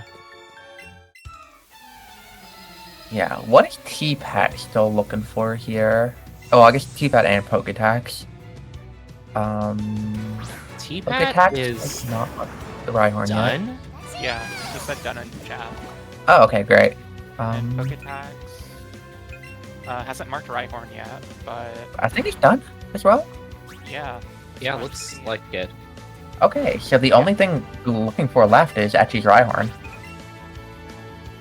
And the occasional rare char, but And the definitely occasional Kang is gone. Of course. of course.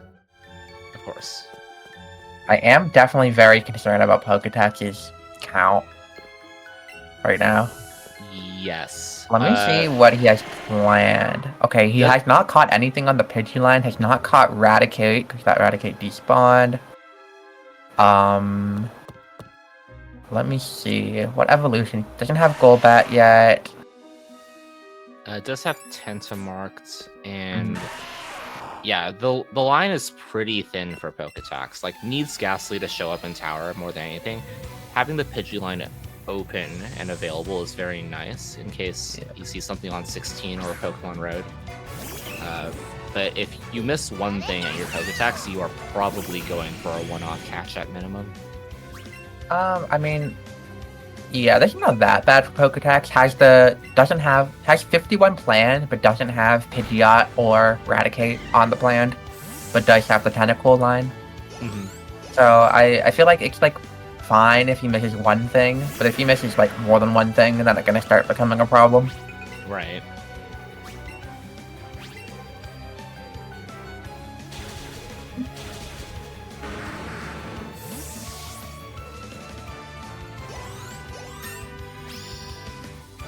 Yeah, I would not hate to see a Charmander catch from Poketax here. Yeah, This is the, like, Ultra Ball girl, right? Yes, yeah. it is.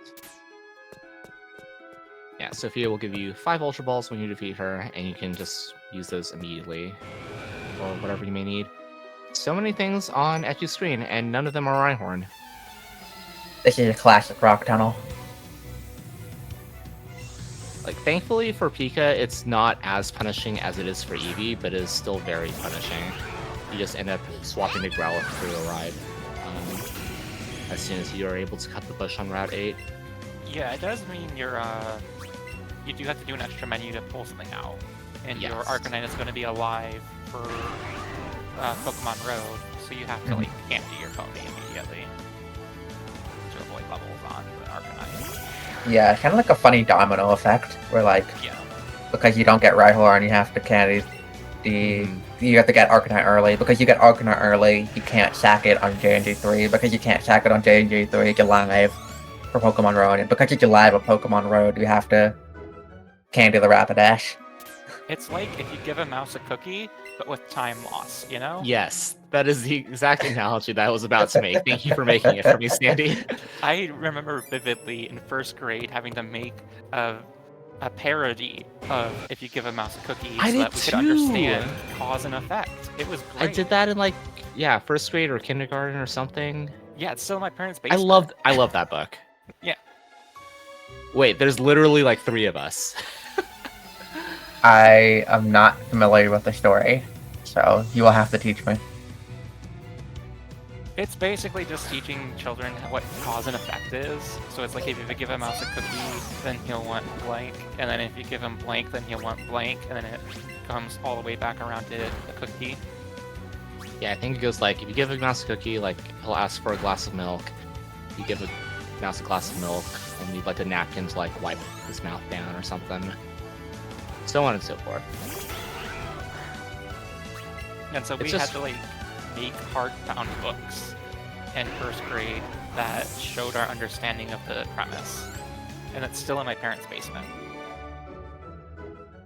If we get $1,000 donated to the prize pool, exclamation point prize pool, next time I'm at my parents' house, I will dig out that book. If it still exists. I'm like 95% sure it's still there. Alright, so looking at our runner's rock tunnel exits, T-Pat got a 116.59 with 31 pokes. Poketax got a 117.27 with 28. And then Etchy got a 118.08 with 34 pokes. So, kind of looking at the situation here, like time-wise, like considering time and pokes, Etchy is definitely a little bit in the lead of T-Pat here. But doesn't have the Rhyhorn, so that's going to be a fair bit of time lost in the mid-game for Etchy. And then Poketax, probably, I would say, a couple minutes behind T-Pat and Etchy. Definitely still not out of it here, though. Mm-hmm. Agreed. But it's going to need to take some work for him to climb back. Yeah, and I mean, it's like a minute and a half right now between Poketax and T-Pat, and like, that's a bad star and a bad pony spawn for one of Etchy and T-Pat, right? Like, that's T-Bolt spam into Starmie on Archer too. Yeah. Yeah. It's me calling 3-turn, and then it turns into 6-turn Archer. On Archer too.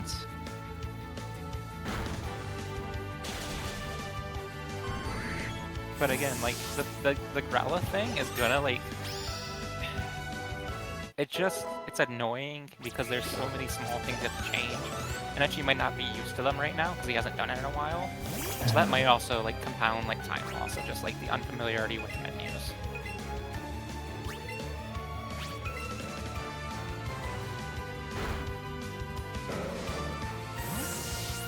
Yeah, the issue that we're bringing to light is that because Arcanine has much higher base stats than Growlithe, it is significantly tankier and thus like may or may not die to like a Poison Jab or a Sludge Bomb from Arbok to use as a sacrifice. So you might have to pull out like the old grab a fairy, grab a Paris from your box and use that as a sacrifice, which is just extra menuing overall. In addition to the extra menu that you have to do with not grabbing Rhyhorn, so. Alright, so we're about halfway through this race, and I have gotten a chat, what did I miss in the chat? So, just kind of going over everyone's race quickly. T-Pat has a Adamant starter, plus attack, minus special attack. T-Pat also had a pretty slow Route 6. Took a while for things to spawn for him. Otherwise, I'd say a fairly standard race for him right now. Etchy had a lot more, like a pretty high poke count, but had quite a time on Route 9 because he had a very, very slow Growlithe. Poketax had to go to a backup Pikachu to get the new, because he got a Careful the first time, and then also got like 5 breakouts or something on Route 6 Chansey. But otherwise, he's actually doing pretty good.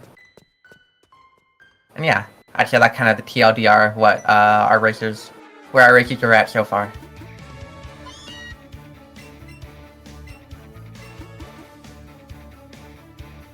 Is T-Pat's EV28 already? While you were doing the recap, I was snacking on something, and I just like thought about metronomes. That did less than half the Zippy Zap should pick up the kill. I don't believe it's kick. 28. Also, I do want to state that the runners are probably at home. That's also worth noting. That's where they're at. I'm just presuming, but that's a good update to where unlike actually last round. I see. Amber had just said where our runners are at, and I was like, they're at home, you know? Notably, Pokedex is going to be safe from that spinner. The spinner was about to spin down to look at him before he encountered the Raticate. With the way that the spinner cycles work, if they are not fully positioned by the time you are in an encounter, they will reset to their original position. So that spinner is going to look left by the time Poketax is done with catching this Raticate. So And totally fine here. It looked like Pokedex was just left of the spinner's vision anyway, I think. Yeah. Would have been fine either way, but just a little small thing to note.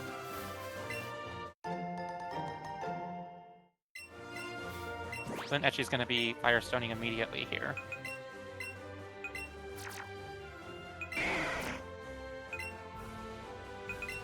It is low on HP, so there's no full heals, so he could sacrifice it. Yeah, you No. probably do on Hideout J&J, but because Yeah. of the heal pad in tower, you may not. Well, I guess you could still do it for tower J&J. Yeah. I mean, you could risk it. You could just get double targeted though. Yeah, Pika. That's kind of why you don't do it. I always forget about that. It's been so long since I've done this specific strat for Pika. Okay, T-Pat has set the Pokemon nature for every Pokemon he'll see until the date rules over, to be modest. I think it's a good strategy. I like it. Me too. I hope the other two do that too. I would like That'd to see be- a Timid, to be honest. I think it'd be funny. Yeah, and then what happens if your star is like min special attack? Lapras, baby! You got Lapras! What do you do for Archer? You just get owned. What do you do for Blaine? You just get owned. You don't get owned, you're faster! You're never getting outsped. Ninetales has like high special defense. Yeah, you Hydro Pump it. You're fine. Such a good point. You're so You're right. fine. We only have 5 Hydro Pumps, Sandy. Where, like, how are we gonna remedy that if we just have to Hydro Pump everything? Who was it that forgot to Scald before Blaine and then just hit every Hydro Pump on Blaine? Someone did that this tournament. And it was very fun. I feel it was last round. Chat, we need your help.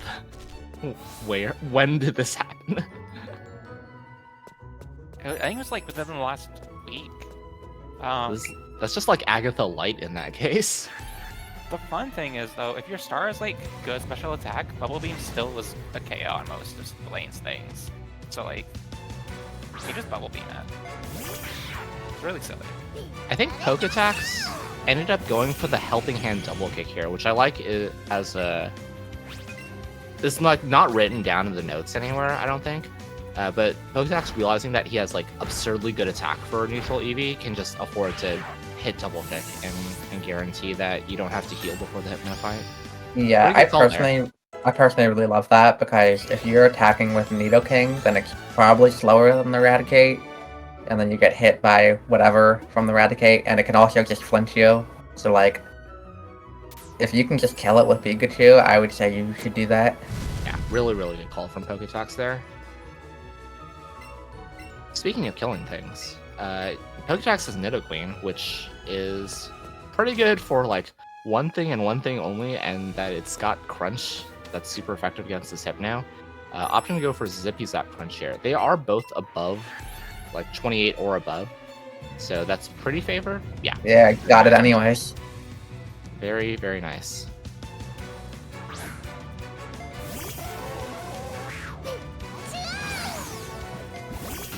Wait, what, Sandy?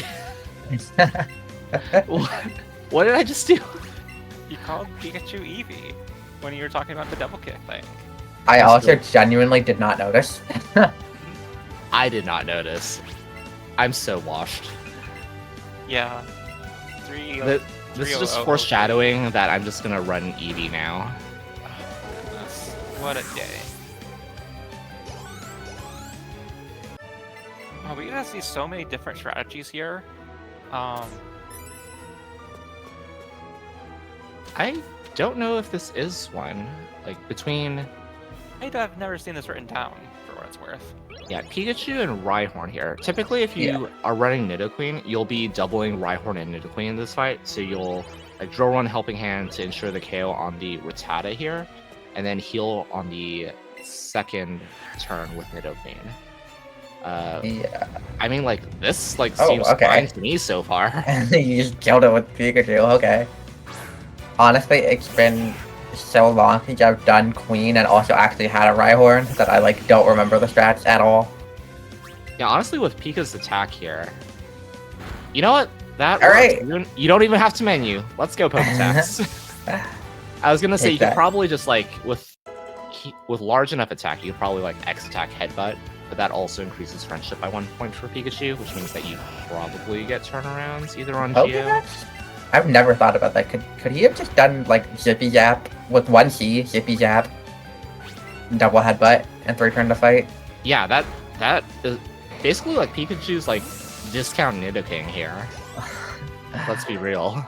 It is honestly like such a weird scenario for Poketax because it has the queen, no king, but very high attack on Yeah. the Pikachu. I think it's an attack stat thing. Like, Yeah, Just and then Very unusual Zipper's out scenario. I'll write this down for later. New and exciting ranges brought to you today by Poketaxatty for all of your Poketax filing needs. If you haven't done your taxes by now and you are living in the United States, I wish you the best.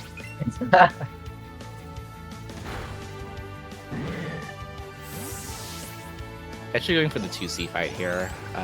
Pikachu is level 29, probably has enough special attack to just helping him T-Bolt and nail that range. So many different things that you can do in Hideout. It's really interesting. Yeah, Hideout is one of those sections where it's like there's so many different things you can do, but there's also so many ways you can lose time in Hideout.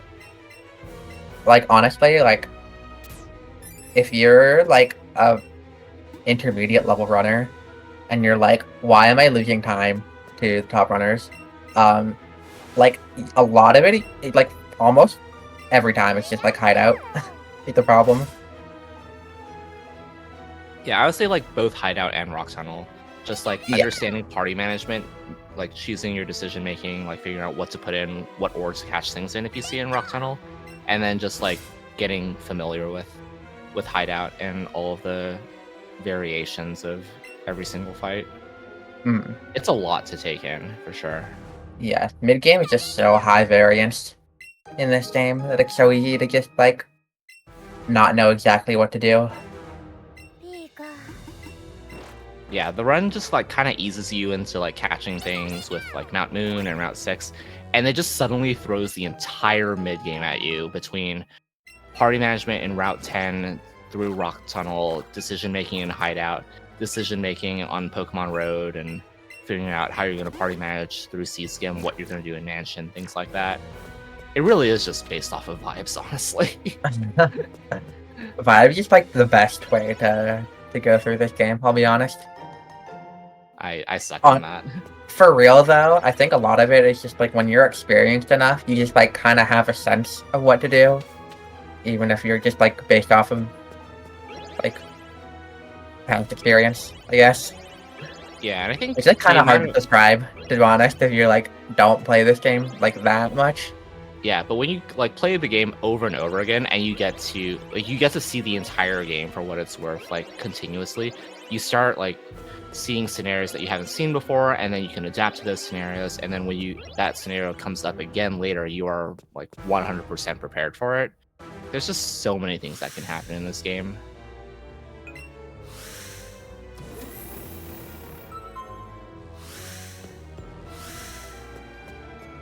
Like throughout the entire discussion, T-Bat has just like breezed through the J&J fight, and I will be honest, I did not see T-Back's J&J fight like I at all. also I did think not I was see not you. looking at all. But the range on the Arbok was really nice to get for Poketax for sure. Looks like he's gonna go for Helping Hand next. This would be a really good 2-turn, but you can just Oh, either I you got can it. stomp and crunch, and that's fine too. You Yeah, don't need Rhyhorn anymore. still a good fight, I'd say overall. Actually, it's going to be doing the very slow Arcanine sack here. Yeah, this is essentially like move for move the fight that you'll see in Tower J&J. A classic 4-turn, assuming no crits, maybe 3-turn. Pikachu is level 29. I don't remember how many special attack 80s Pikachu has gotten through the cycle, but Me neither, but that roll on Arbok looked pretty decent, so I would assume that he's probably just gonna go for it. yeah, especially Especially now. here. Yeah. Plus 2 T-Bolt Helping Hand. Should take this out. I hate it here. Never mind. Just kidding. Hehe. this Pikachu of Etchies goes to Buffalo Wild Wings and says garlic parmesan is too spicy. It is the most sauceless Pikachu I've ever seen. What a comparison. Gosh, I'm right though. you're not wrong. That's for sure. You're very right. Notably, Eshi decided to not heal any status or HP during the fight because he would have had to use both an antidote and a super potion going into this next fight, and it's just faster to do that from the item menu in the overworld than it is to do it twice separately in battle. It would have also forced Echi to go for headbutt strats on Archer 1, which is a thing. Alright, let's see how Slash turn 1 for T-Pat. Okay. Go for the double edge. That's just the death, right? I don't... Die for her. Yeah. Yeah, okay. I don't know Hey. how much HP that person had, but... Yeah, I mean, even if you get the fake out turn 1, like, it's still not that likely that you live. Actually, you just got crit. That's another death. This time on That, Echi's side. what is going on right now? Excuse me? Alright, think there's Rhyhorn gonna going be down some- on T-Pat's side. Just gonna bouncy bubble the Rhyhorn back Yeah. with Eevee.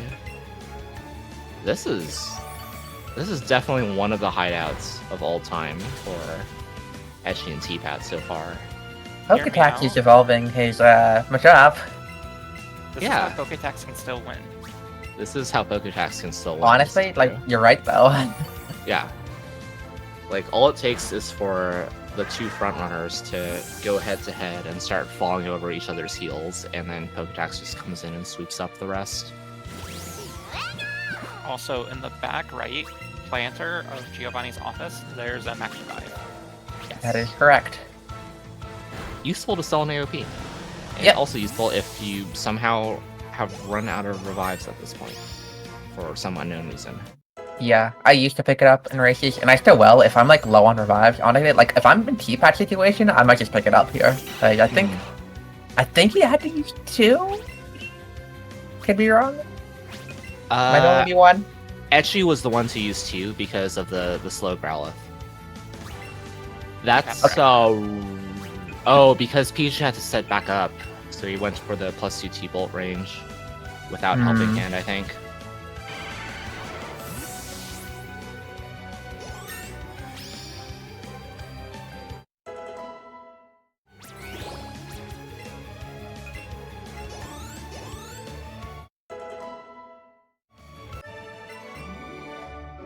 Meanwhile, Poketax is just walking on through Hideout with like the most standard of fights.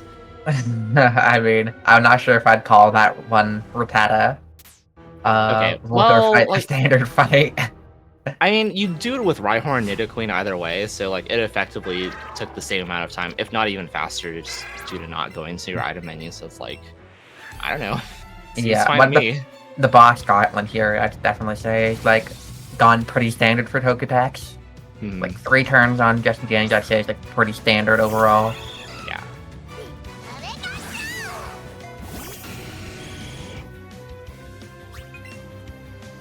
I would like to see Poketax pick up the extra hideout Ultra Balls, I think. For sure. I He's would gonna say. be on like Ultra Poke really soon. Oh, yeah. right, because of his lack of Great Balls. That's true. Yeah, So I I'm was looking at his just tracker. similar to one- Etchy, although I don't know how many catches Etchy actually has, but I think he's decently low on Great Balls, so. Yeah, at minimum, Poketax needs to catch 7 more things, it looks like. 7 to 8, depending on things, but just opting to go directly for the Tower Balls. Alright then. I Respect. am thinking maybe in Poketax's situation, because he knows he's somewhat behind. Actually, I don't know how. I don't actually know of how far behind Poketax is compared to Etchy now, but maybe just like saying like, you know what, I'm gonna have to play a little bit riskier if I want to catch up.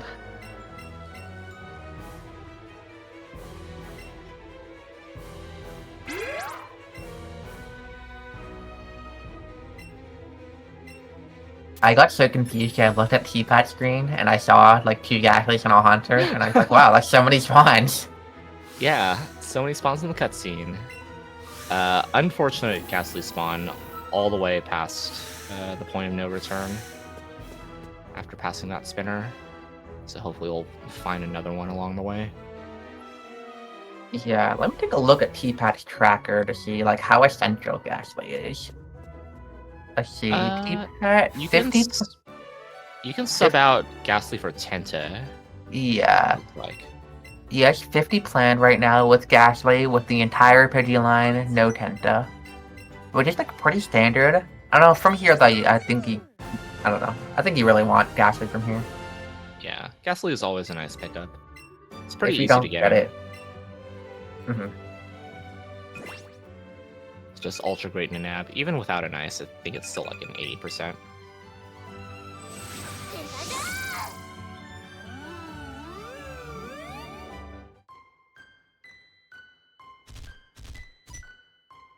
Wait, Jigglypuff learns Double Edge? I was not aware of this. Level 28, yep. Where? Oh, that must have been like a Route 7 or 8 pickup.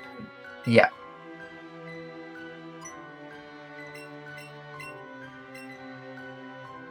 I guess it just occurred to me that, like, Eevee doesn't do a lot of party management in section because you don't swap your ride here. You swap it in Pokemon Road. Yeah. Not really a place where the deposit makes a lot of sense.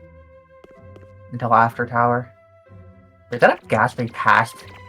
Like in the very bottom left corner? Right below the didn't cutscene? see it, but I honestly would not be surprised. I also had a very long day, so it's possible I just hallucinated that.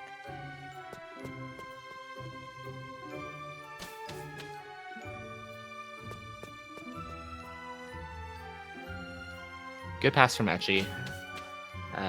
As long as you like hug the bottom of the left side there, the channeler won't see you if she's in turn animation already. That's a Ghastly or Pokeattack, but I think that's just too far back to go for. Imagine taking the heal patch. Oh my gosh. Hey, there's the Chansey we were looking for T-Pat. Aww. Goodbye. Okay. At this, and a Tower Cubone. Tower Cubone. Two. Cool, everything except what T-Pat wants. Alright. Oh my Ghastly spawned right after that. No! The classic my gosh, case that is of so bad. classic loading zone Ghastly strikes again. Oh. Gosh, that was just like a 1-2-3 gut punch right there.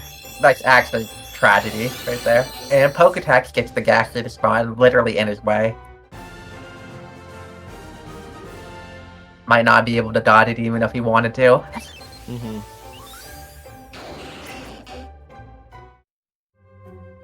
So yeah, now this catch situation is looking kind of dicey. Ooh, almost got the excellent for Poketax, but just Double missed the circle. great is definitely a thing, but as long as it gets in, that's fine.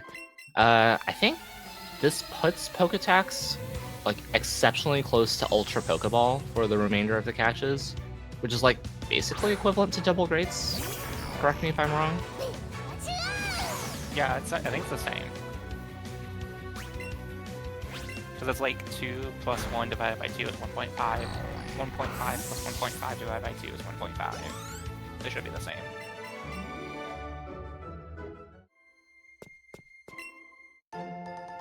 That was math, by the way. Yeah, I didn't actually. Sorry, I just didn't actually hear what Dynam said. I only heard your math, so I was very confused. Oh no, there's a cooldown. There's a cooldown. Poke Ultra is the equivalent to double great. Oh yeah, that's correct.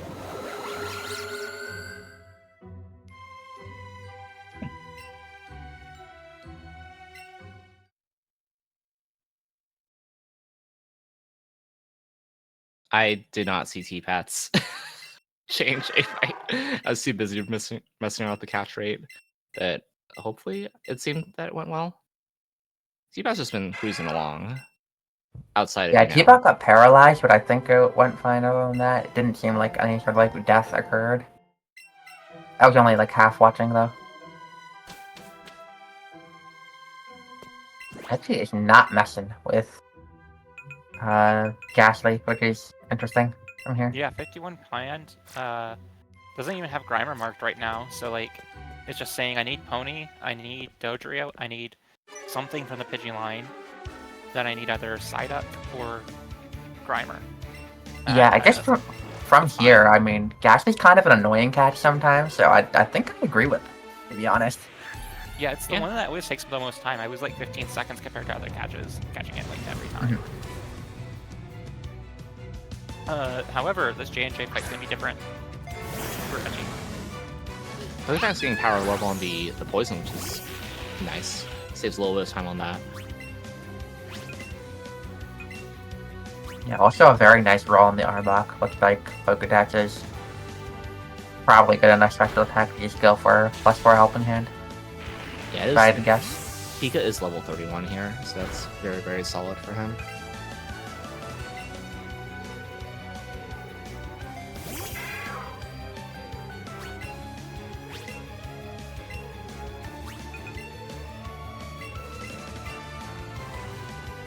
Right, let's see if he gets it. And does not get it, wow. That has got to be like 1 HP. I cannot even see the sliver of HP on that Weezing.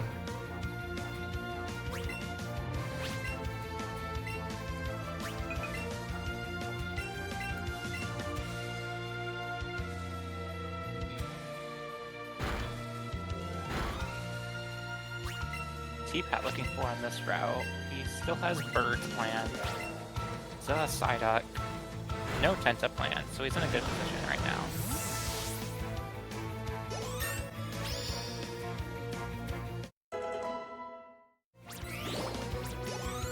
Notably is relying on the Pidgey line, it looks like, to hit 50. Where is the odd thing out then?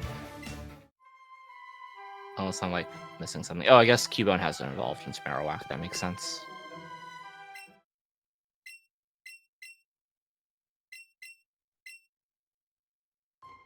Eevee always wants to see Ponyta first.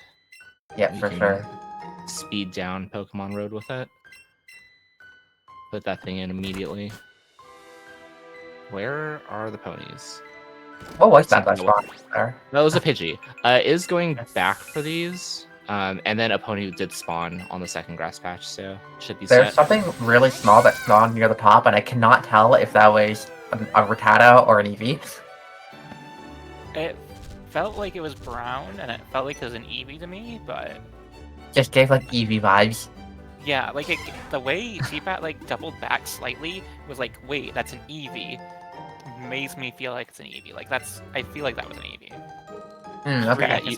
T-Pat, you've been running Eevee your entire life. Don't go for Eevees. Well, actually, with the spawn T-Pat has right now, as in named... Oh, the duck. I didn't even notice the duck there. Oh, then he's Alright, good. Perfect. Just done. He's good. That is assuming the pony doesn't despawn, because he did go quite far up. I don't think it would should despawn be that fine. fast, personally. Yeah, unless that Ponyta is just like flame charging due south, like I'm sure he's fine. Does Ponyta learn flame charge in Let's Go? I don't believe Flame Charge exists in this game. I am curious to see when T-Pat will menu here. I guess it's gotta be after, like, on the next... Oh yeah, because Psyduck is getting in too, which means none of these Pokemon Road Pokemon are getting XP. Yeah, if you only get Star and Coughing XP on the Pidgeys, that's fine. I think that's fine. Yes, as long as you get, like, okay catches on them. Yeah. Yeah, as long as you catch a Staryu, you're fine for Oh, for okay. Pidgey. I didn't realize it was that lenient. Yeah, I think we did the math, and it's like you need like 200 catch XP on a Pokemon Road Pidgey in order to get to Pidgeot by the time you're done with Sabrina. Okay. What?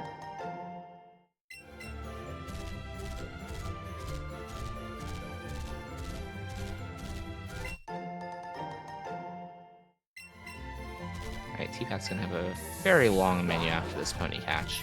Actually getting the duck that he needs. Yeah, is that the first thing Eddie's catching here? I feel like it is. I think so. Yeah, I see Yeah. pony, duck, Doduo, Pidgey all unmarked until you ran into this one. So T-Pat and Eki kind of have opposite Route 17s, where T-Pat just got like everything immediately, and Eki's near the bottom looking for everything. Alright, let's see how Poketaxatty goes. Oh, there's a Pidgey. Pidgey, but it is flying right in front of that spinner. Oh my gosh. Alright. Yeah, thankfully, like, all of the trainers on this stretch of route only have one tile vision. But better to play it safe than sorry for sure, especially because you don't have any Pokemon that can deal with an optional at this point.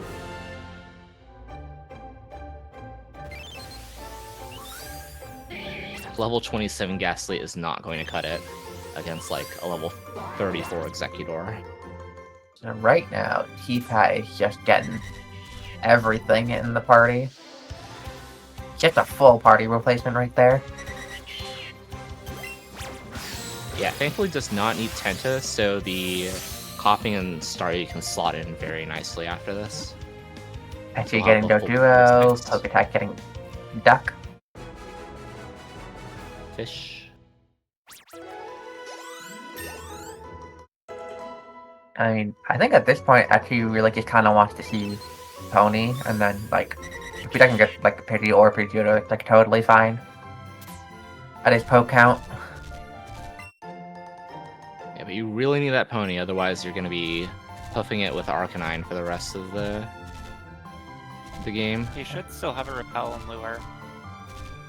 I mean, just going with Arcanine is actually, like, not as bad as you'd think it would be, but it's still not great. Yeah, at some point you have to, like, if you're actually at this point, at what point do you, like, cut your losses and just, like, go? Both Etchy and T-Pat talking to the rides. Like, 3 Doduo and 3 Ponyta for Etchy, goodness. Yeah, and T-Pat is just leaving here. Gonna be catching Staryu and Coughing, and that will be it for him. Etchy does get the Pidgey. Can't really ride that, though. It's nice because it's the 5% spawn in the route, I think. So Maybe? the catch chain bonus of it is going to be less impactful compared to like Psyduck or Doduo. Pidgey's So- at 10%, right? Is it? I thought it was 5. I think Pidgey's 10 and Pidgeotto's like also 10 or something like that. Pokedex, I think, accidentally running into the Eevee here. Yeah, Aww. just ran straight down and then said Eevee, and then said goodbye. Finds a Pony though, which is nice. Nice. Etchy finding Big Pony. Yeah, I guess you take have to what go you can for it at get. this point. Yeah. I think Double Ultra Silver as Excellent is like 97%.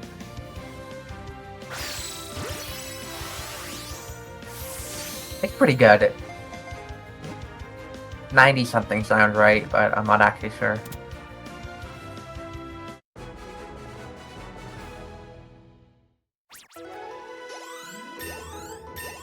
This does solve Etchy's like 51 plan scenario in a very like interesting fashion, in the sense that like he's just gonna take Pidgey through to the end now instead of like dumping it for Pidgeotto or something, or dumping Pidgeotto.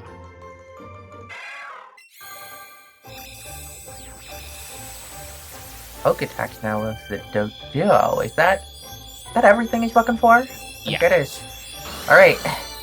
Yep, so just needs one of Grimer or Tentacle now. And then is interestingly on an odd catch cat, so we'll see if like he leaves Tenta or Grimer in the box. That's probably the best option here. I'm pretty sure all of our runners got Pidgey, Duck, and Doduo on round 17. And they all also got a variant of a pony. Yep, some sort of pony. I think it's a bit bigger, but you know. Alright, so where is that Staryu for T-Pat right now?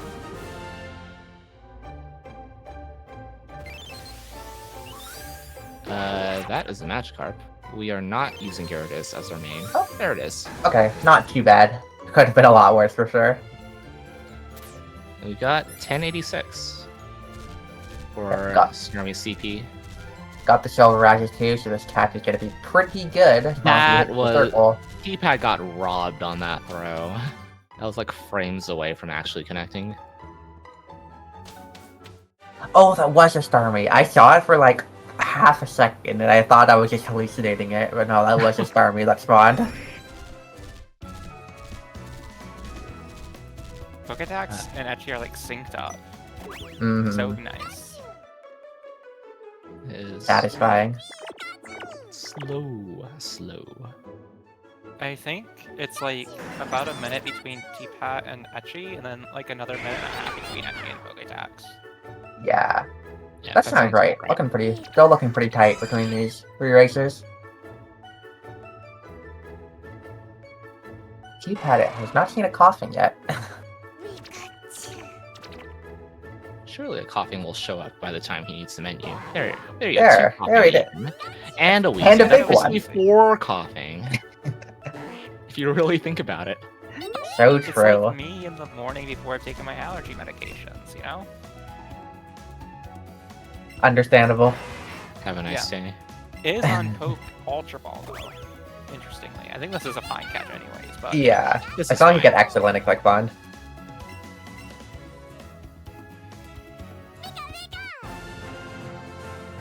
And that's a full party for T-Pat. And yeah, he's good to go in catches.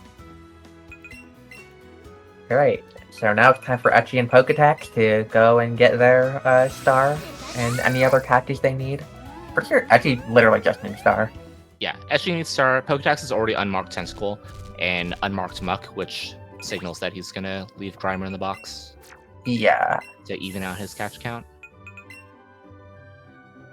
I mean, technically, Vileplume also fits the single Pokemon thing, right? Oh, there's There's a nice. star.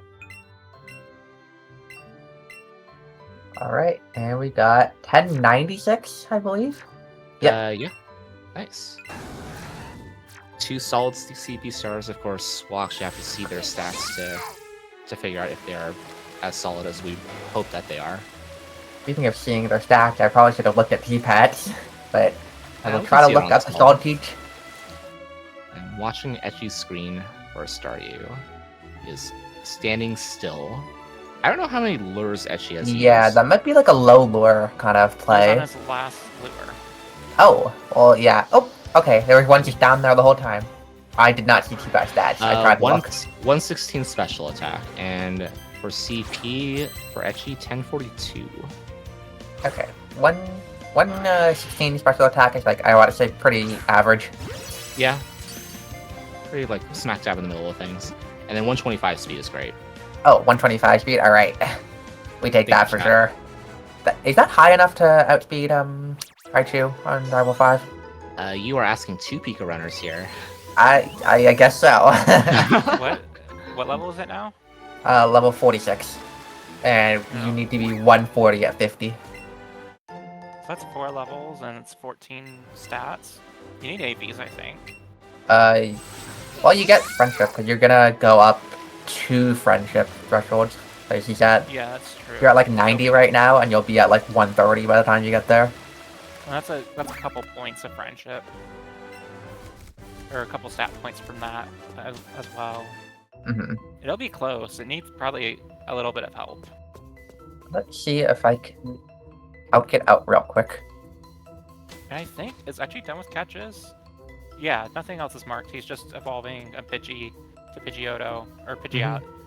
Yes. Evolving a Dodrio and skipping Grimer. Yeah, all 3 runners done with catches. T-Pat, interestingly enough, brought out Doduo for Ted, hoping that it would just get knocked out. Starmie got T-bolted anyway, so oops, I suppose. I mean, as long as you don't get like paralyzed or critic time save, right? 'Cause you don't have to see the Doduo death. Mm-hmm.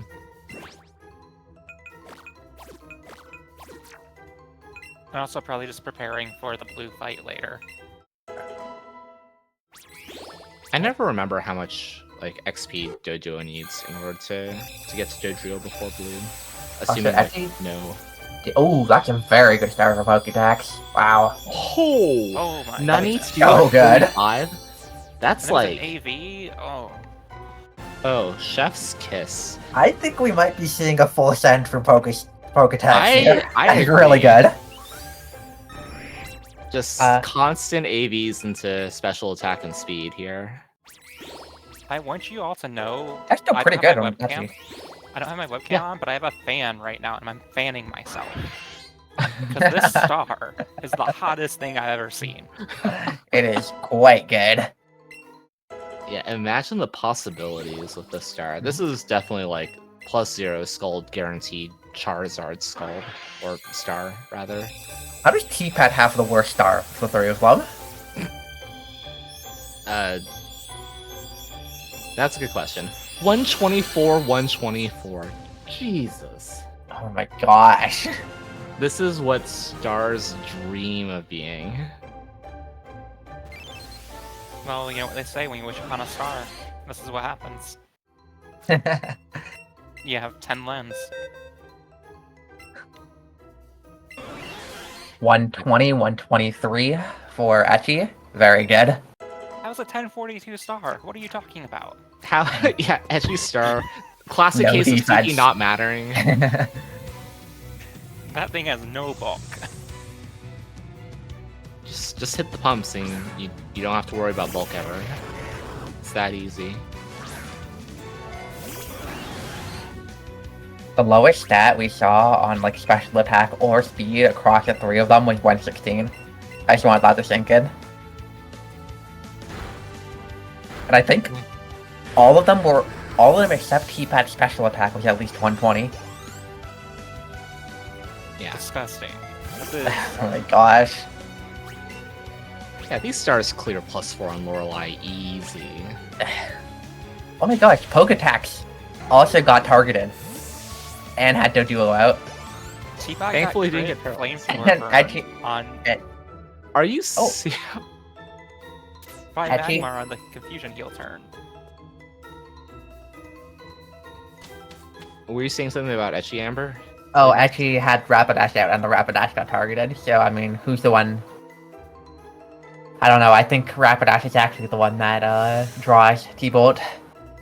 Apparently. Just based on what I'm seeing right here. Yeah, I always have my horse is the one getting targeted whenever I have the horse out. It's so bizarre. Yeah, even like mini horse, like Ponyta, which I learned like just eats thunderbolts for days and it's totally fine. Yeah, it should theoretically be like 50-50 if you have a horse out, but... And then theoretically for Doduo, it should be like very likely to hit the Doduo, like 90+%.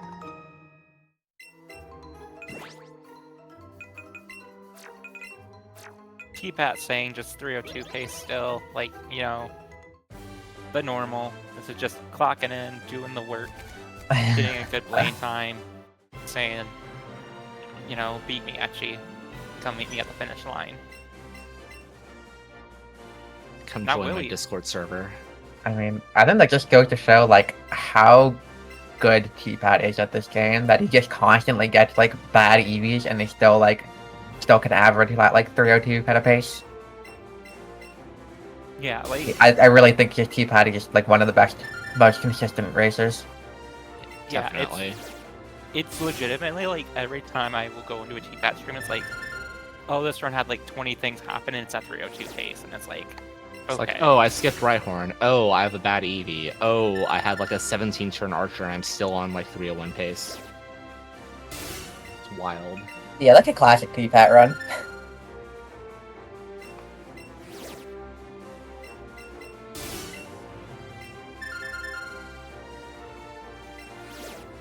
Yeah. It does have to heal the burn here, though. It is low on supers if Archer goes bad.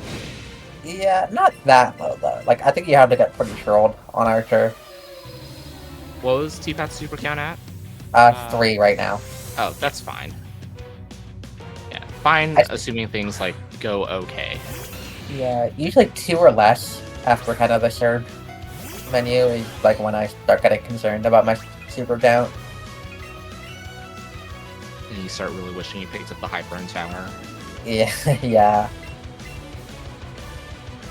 I mean, on PB attempts, I feel like if you're in a situation where the Hyper would have helped that much, I mean...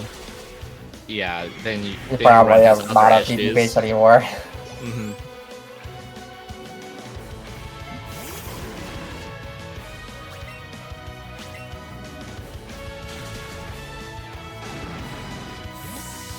All right, I brought this up in my stream earlier. Where do you like ever get more? Do you get more scared during Blaine's quiz time or trying to pass Alexa?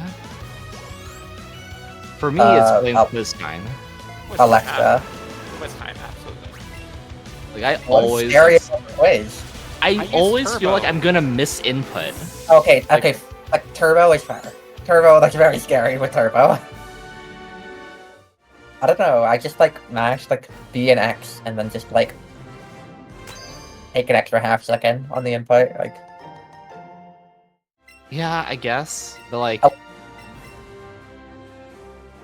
I don't know. Since moving to monitor, I have not once hit Alexa, so I've only ever hit Alexa like twice, and they were both. I think they were both on world record pace.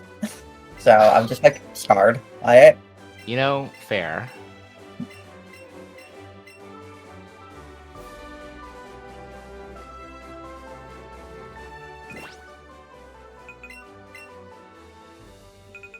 Itchy appalled at the fact that he has a 203 Blaine. Yeah, that's like a top runner moment. Mm-hmm. I kind of understand that when you see like 2 or 3 blind and you're like, wow, so many things went wrong. Honestly, same now. Yeah, I think it just goes to show like how, I don't know, like even though it seems like there's so much variance like in this game, you can still pretty consistently get like within a couple minutes of your PB. Yeah, it's like the best runs don't necessarily have to have like a supersized chance on Route 6. They just need like good execution and for things to just mostly go neutral. Like you don't, Yeah. as long as like nothing terrible happens, like you can pretty consistently bang out the same pace over and over and over again. Mm-hmm. I think one thing is like there's so many things that can happen where it's like everything going right is like extremely rare and everything going wrong is like extremely rare as well. Mm-hmm. There's always a balance between the RNG from like, I don't know what it is. It's just like, I probably classify like Forest and Moon, and then like Route 6 is kind of like its own thing. 10 and Rock Tunnel, and then like Hideout through Mansion as just like early, mid, late. And then there's like just your standard end game for like all Pokemon runs and doing the gym rush and stuff. And it's just like one thing can go really, really well and then get balanced out by like a poor cash route later on, or vice versa. Get like bailed out by a bunch of optionals. Kind of the way I classify things, like early game is like beginning to like Route 9, where like a lot of your early game time saver time loss is dependent on how good your starter is. Mm-hmm. And then mid game to me is like from Route 10 all the way until you like get your star. And I think that can really classified by like how well your spawns go. And then your late game is basically the star me section, which is kind of classified by how good your star is. Right. And how many pumps you can land when you need them to land. Yeah, Not exactly. crit. Honestly, okay, what I thought you were gonna ask, Dynam, is what's scarier, Blaine Quiz or go dodging the trainers in Sturdy's gym? Yeah, still Blaine Quiz. I'm so every scared of the time. Sturdy trainers every single run. I'll be honest, today I like skirted a little too close to the left trainer and I thought I was gonna get hit if I like tried to move up immediately. Like, cause like you can either like go too far to the left when you hit the middle can, or I think we've seen in a race that somebody might have like accidentally talked to the sailor dude that's below the middle can. Yeah. And it's like Just saying, I have hit both of those trainers in runs before, and I have never failed a Blaine Quiz in a run before. So, I mean, Sturdy's gym is scarier to me. I failed multiple Blaine quizzes, and I've also hit multiple Surge gym trainers, so I do not have a perfect record on either. And quiz just scares me. I am terrified of academia at this point after a master's degree. That's Yeah. the reason I didn't get my master's. Okay, However, let me Quiz or rephrase. There's a reason I did not apply to get my master's. I am a Pokemon master as well, and I think that stands for something. So true. All right, quiz or Route 6 Vermilion skip? Still quiz for me. Oh, Route 6, for sure. Wait, what? I feel like I just zone out all the time on the Vermilion Trainer skip, and I do my best skips when I'm just completely zoned out and think about other things. You would do so well in grad school.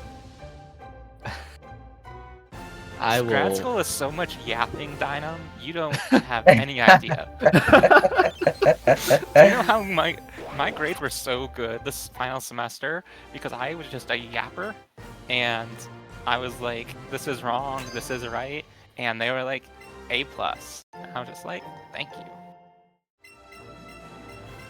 Yeah, I'm a very, like, when I was a student, I was a very, like, sit at the back of class and just, like, take in information and, like, listen to discussion, but not necessarily participate in a lot of discussion. Yeah, I am the same way. Oh, T-Pat trying to get the, under the Roof dawning. thing and goes back into the gym instead.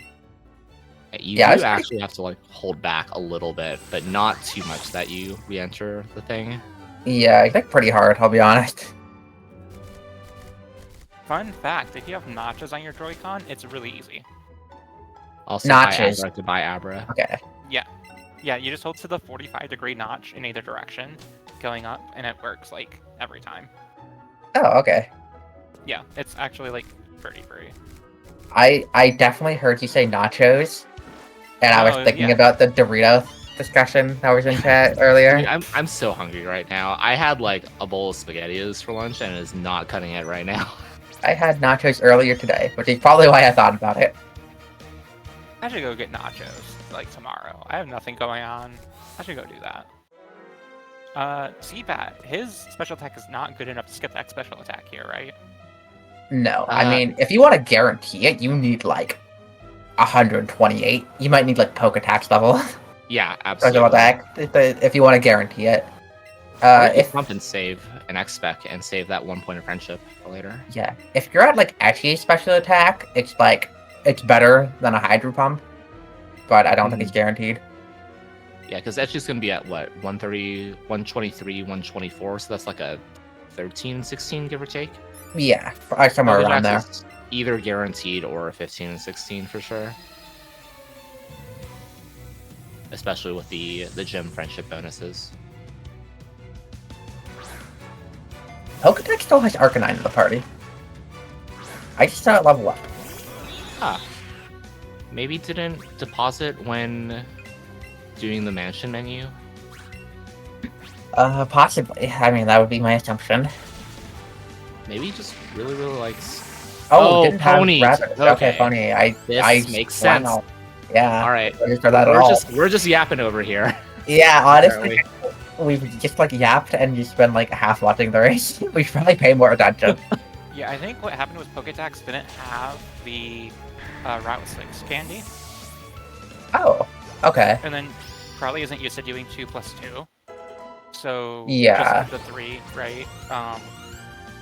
And then just sort of like Cat's Pony and like I think was done with catches before Grimer. Or just called a Grimer to like finish off catches with no Tentacool, so like the pony just didn't have any catch EXP. I'm That surprised makes sense. Poketax bed healed then in that situation. Because like you want to keep the Arcanine dead then, right? Right. I guess it would have to depend on how many super potions Pokedex has. We'll be able to see on this next screen when he heals Starmie. But can deposit Arcanine now. Just needs to remember to mark that Rapidash. There you go. Let's check the super count. It is pretty healthy on Very the super high. Yeah. I do want to point our eyes at T-Pat's screen. Ah, Oh, yes. That's a very good point. Thank you. We're zapping over here. Alright, let's see some 3 turns. Some good old boom no protects right out of the gate. Yeah, that's what you love to see. Alright, let's go. The possibility is not zero at this point.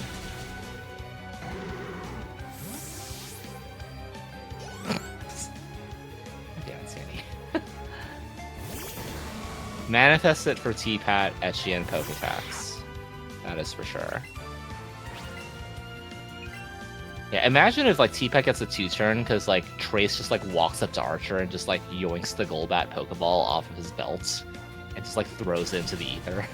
I would love that for this fight. I'll be honest.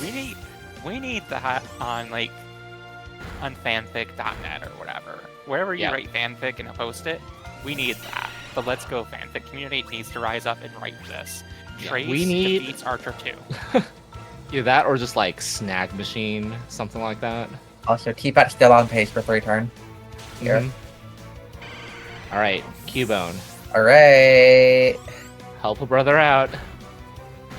Let's there it is. Fucking Yeah. go. Let's go. Let's go. Rich get richer. Let's go.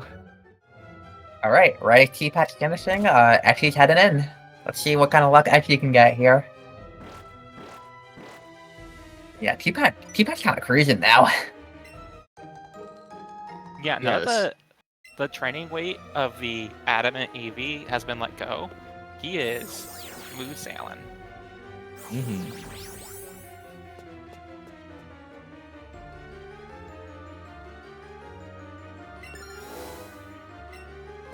Let's see how the opening turn goes for Etchy. Boom Protect is okay. Better than T-Bolt, at least. Is it? I'm not convinced.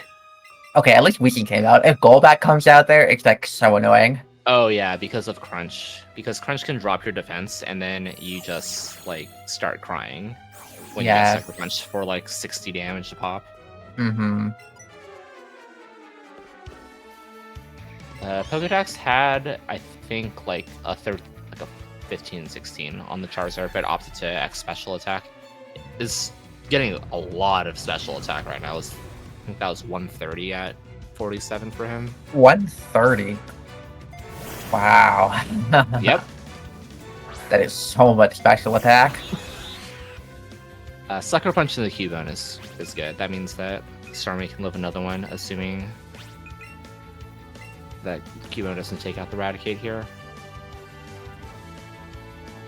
Is this 4-turn pace for Etchy? I think so. Okay.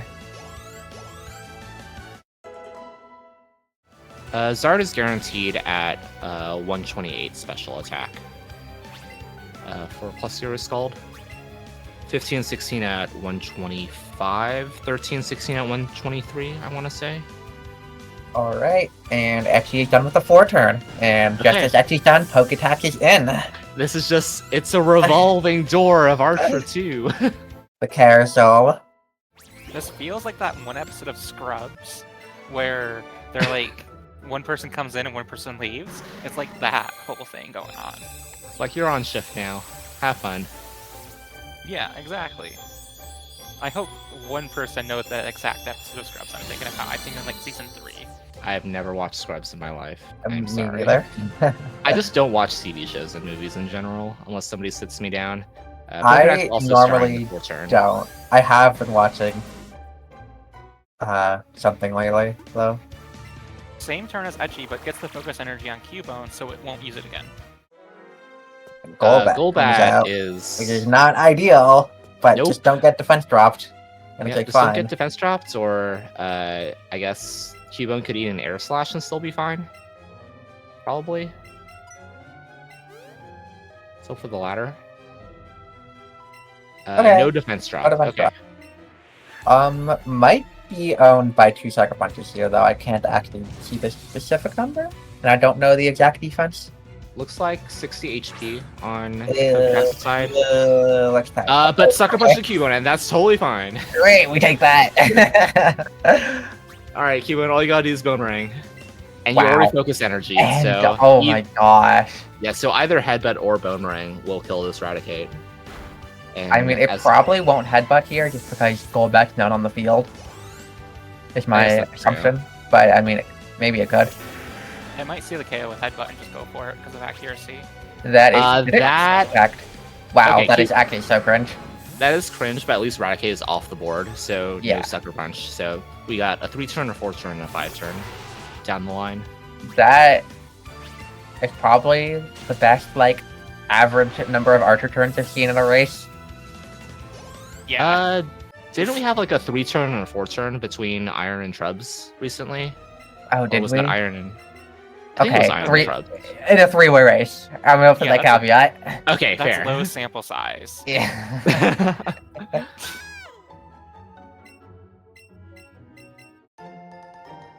My little pattern recognition brain is like, ooh, 3, 4, 5. The little neurons You know, are lighting up. before Poketax started that fight, I would be like, I was actually like, it would be so funny if Poketax got a 5-turn, just for that pattern recognition kind of thing. I found a Cliff Bar. We are so back. Yes. Let's go.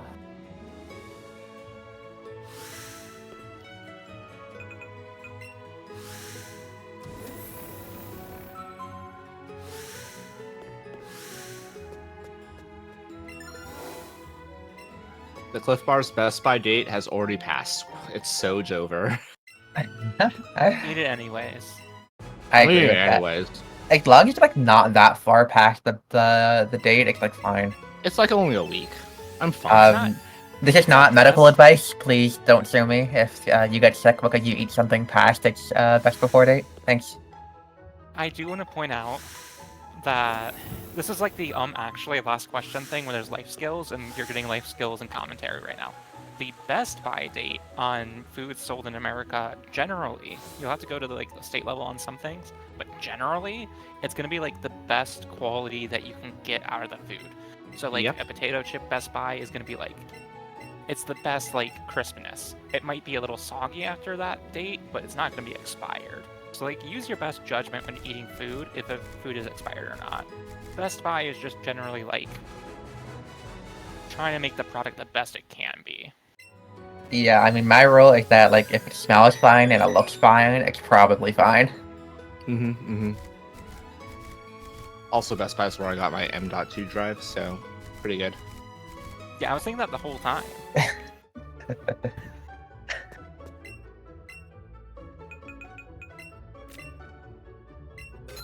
Alright, let me take a look at T-Pat's shop here. Mainly just checking if he's going, what like kind of X items he's buying and if he's gonna buy full heal or not. I'm expecting just like safety from T-Pat. Yep. No X special defenses. No X defense. He's gonna buy the full heals. T-Pad has a lot of money in the shop.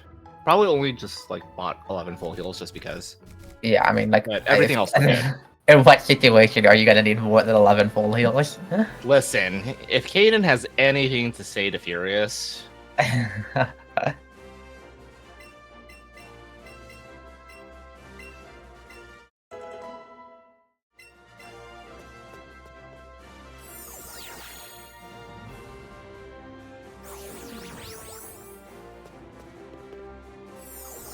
Oh, T-Pat does still need the Pidgeot to evolve, I think.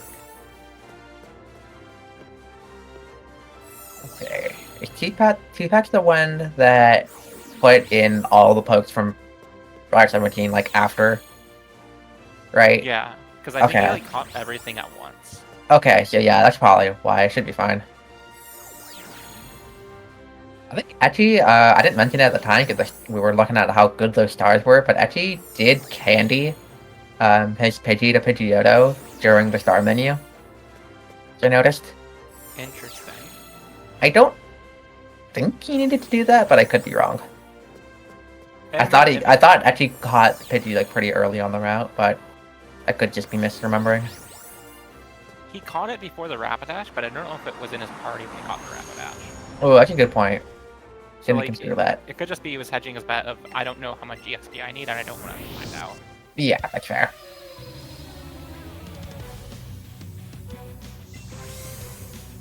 And it also means it's out of the party now, or it will be out of the party, and like it's gonna like not gain an extra level or something. Actually buying the X special defenses, I gotta expect. 98 special attacks. Okay, turn 1 light screen for T-Pat. Standard fight here.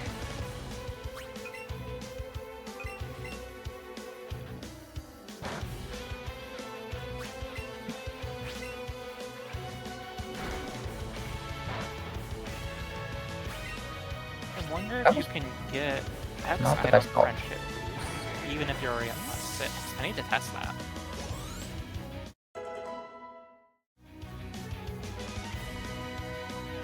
T-Pad's thing is going fine though, right? Yeah, he's like a pretty standard fight. You're getting a pretty low roll on that first Scald on mine, but got a standard one after.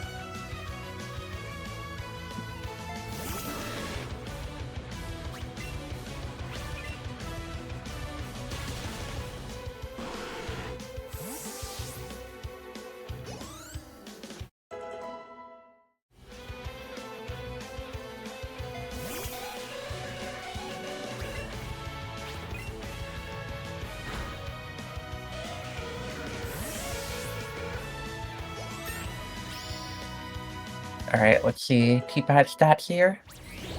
Special attack. Yeah. 121 there is not amazing, not horrible. Just get the Pidgeot evolution. Then he'll have 6 Pokemon for Koga, Mm-hmm. so he won't get kicked by Koga. That is correct. Which is a category extension in this video game that we are not doing a tournament for. I mean, if you want to run it, contact us, let us know. But I'm not doing tech for it. I'm also not doing tech for it. Okay, I did not actually see all of Poketakatty's shop. I'm just going to assume that he bought X special defenses. I'm gonna clip it.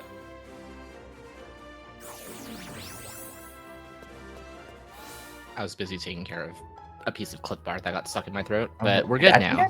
Did I actually get to turn 2 light screen? Must have. Because he is super potion there. Yeah, Poketax did get special defenses. Okay. Yeah, Reflect wore off before light screen, so 2 turn light Mhm. screen. Turn 2 light screen, rather. That is unfortunate. I personally think so. We've seen the turn 1 light screen, and we've seen the turn 2 light screen. So there's only one other fight, and I think Poketakatty's gonna get it right here. Agreed. Yes. Let's see it. Here's how Poketax can still win light screen skip.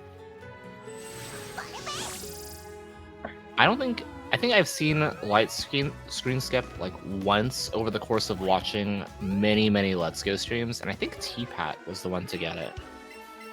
I've seen it a couple times. I don't remember if I've ever gotten it before. I might have gotten it once, like a really long time ago. I got it during the tourney last year, and it was like a 308 run. It's like so sad. Like, I've had just the greatest luck on like the worst runs ever. 127 special attack for Etchy at 48, so after leveling up, the Venomoth will be guaranteed with Scald, which is nice for saving Psychic PP. And the Weeding could be guaranteed if we see a nice AV there. Mm-hmm. Or All we just a gotta lucky do is plus see 4. All we gotta do is see 131. Mm-hmm. Alright. You miss 100% of the light screen prediction you don't take. Exactly. Let's see Reflect into Psychic, please. Dang. Damn. Very we close. tried. Pack out of books, we're done.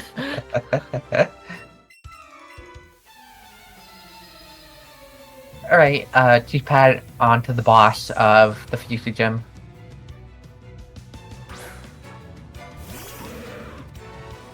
Quick peek over at Etchy's screen. Only 129. That was not lucky. Unfortunate. That's what, a 15 out of 16 though? Might be Weezing? 14 on Weezing. I'm not sure though. T-Pat looks like he's getting a standard Shaden fight. Yeah, just hit the Scald on the B-Drill. No Protect even, so optimal. Very nice. Yeah, 129 is 14-16 for Weezing. He goes for it. He gets it. He's the GOAT. Not scared at the moment. No, he Edgy will see the moment, walk over to it, not even meet it halfway, walk into it, shake its hand and say, I'm gonna take world record in round 1 of this tournament. I've seen it happen before. I was there.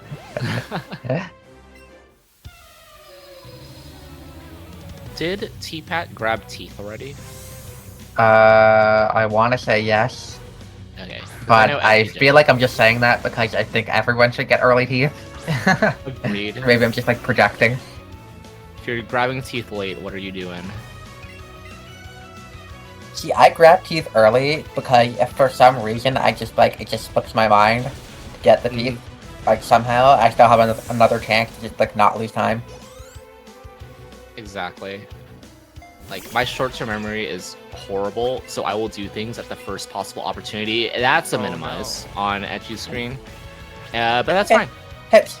If you hit, it literally doesn't matter, but you get minimized. Okay, let's look at this disgusting special attack here. 136. What All did I right. see? Okay, alright. We are 4 points away from guaranteeing Dragonite range. And we are only level 49 on Poketaxat's side. Well, actually, if you're a lower level, then Okay, Corbin explaining how. Alright, fine, I'll mute myself. Jeez. We're just clip farming right now, to be honest, Amber. Oh, This is a good race to do it in, if anything. Amber has Yeah. actually muted themselves, by the way. this is the race where you have 3 6-point racers, so you will have one person guaranteed going from 6 to 9 points at the end of this race. And that's Nice. beautiful. I like those two numbers. Yeah, exactly. Mhm, It's 3 times 23. Yeah, checks out. That's Nice just, prime factorization there. that's just some math for you. Oh yeah, I should 23 is a sprinkle that prime in. number. Mm-hmm.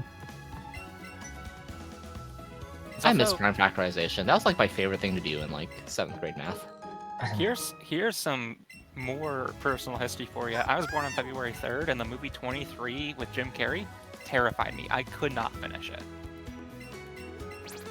If you know what that is, sure, but it's scary. Hachi is going for the Scald, and he gets Exactly. it. He did not Scald the Weezing. Unfortunate. He did not come up and meet the moment. Nope. But Scald and Venomoth was guaranteed. Poketax is entering Kaden now. We'll see how his shapes up. Surely we see Moonblood. That's the wrong M word there. Nice. That's Her the protect. Okay. Hold. Okay, Hold. okay. Alright. Okay. a little bit more time lost there than necessary, but totally fine.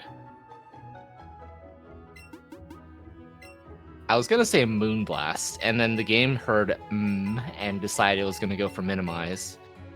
Mm, Hmm. mm. Hmm. Okay. I'm stopping this Alright, right now. we're done with this bit. So how about M&Ms, you know? I love that. I love 99 M&M 99. Oh, right, that's a username. Yes, I can use your name. I was like thinking you were talking about the rapper. And I was like, what? No, no. What I is am that? not an M&M fan. Gosh. Have you ever heard like just like it's Eminem, but it's just mom's spaghetti? Yes. Yes. Yes, I am in May's Discord server. Okay, cool. That's all I wanted to know. Uchi and T-Pat are still like maintaining like 70-second distance from each other. So basically T-Pat just needs nothing to go terribly wrong. Yeah, the only And point of Looks variance. at Caroline. Yeah, I was gonna say the only point of variance that can really happen, assuming T-Pat goes for all 2C strats from here on out, is Victory Road. I It's a lot feel of- like he also won't 2C Agatha, but I'm not sure if like that's a thing that is a him thing. As in, like, feeling comfortable with 2C Agus the strats overall. I just think he doesn't believe in it. If I remember correctly, but I could be wrong. How can you not? Well, okay. There's some runners who just don't want to do 2C Agatha, but will 2C Lance and Champion, and I don't get it, but they do it. Well, consider the fact that T-Pat did not buy X Special Defense, so in the scenario where you Power of Love, or like, whatever the scenario is where you have to X Special Defend on... Crunch turn 1. That would be it. Then Yeah. you are out of luck in that scenario, other than summoning 2C.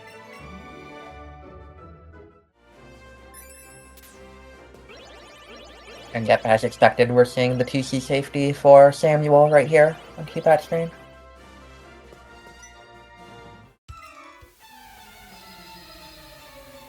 I think T-Pat entered this gem at like 32.58. So just watch when Etchy enters for a difference.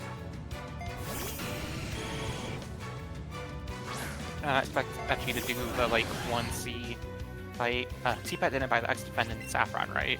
And so like he doesn't have one. No, he did not. So there's a 10% chance Rapidash lives and loses a lot of time. Mm-hmm.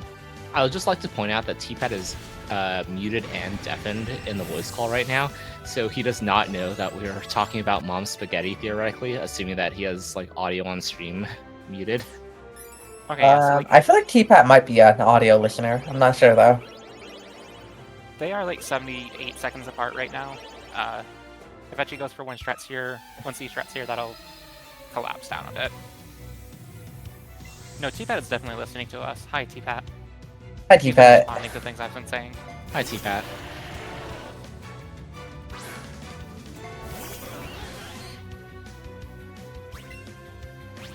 Gosh, Spaghetti does sound really good right now. That clef bar was not cutting it.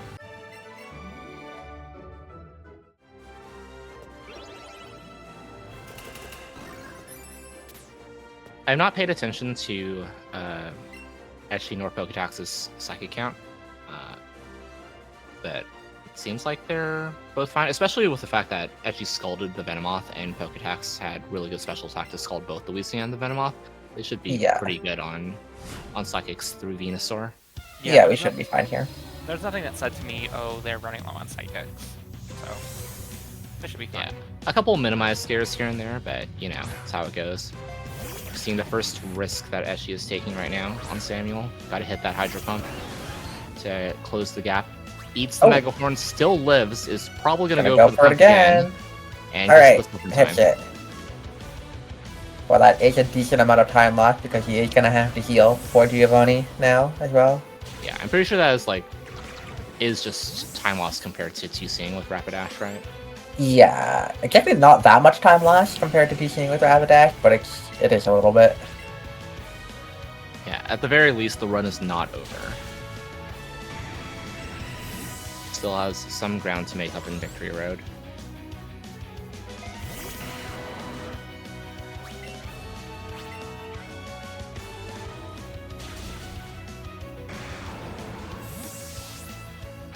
T-Pat getting through the fight as the 2C. Rapidash did go down, which is nice for T-Pat. Saves a couple extra seconds there. Did hit 140 on Starmie. Is 140 the breakpoint, or like? Yes, 140 is the breakpoint. 139 is a speed tie. Okay, so can skip the X speed in that scenario.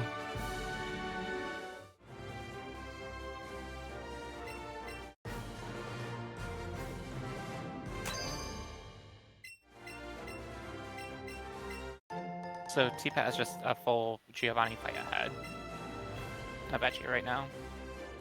Yeah, at this point, if you're Etchy, you probably are like looking to see, considering that there's like a minute time difference in between the two. Once you get past Geo 3, you like start looking at T-Pat's like Naomi, his whatever the juggler's name is. See like what happens on his side, and like you probably like are like leaning towards one controller Naomi at that point. That is a critical hit. Great. You're just going for it. Yeah, that's really unlucky on Etchy's side. I was just about to say that I feel like at this point for Etchy, it's really just about trying to to get the best time that he can. And yeah, didn't work out there. This Does is he just have straight another up, X defense? if you don't have an X defense, you are resetting at this point. You're basically taking the death. The star might have enough defense here. No, yeah, Etchy's just taking the L on Yeah, this one and taking gonna it. run back. At this point, on the run back, you're gonna have to 2C because you don't have the X defense, which means you're gonna be a little bit behind Poketax, assuming that he's getting into the fight, like, basically right now. And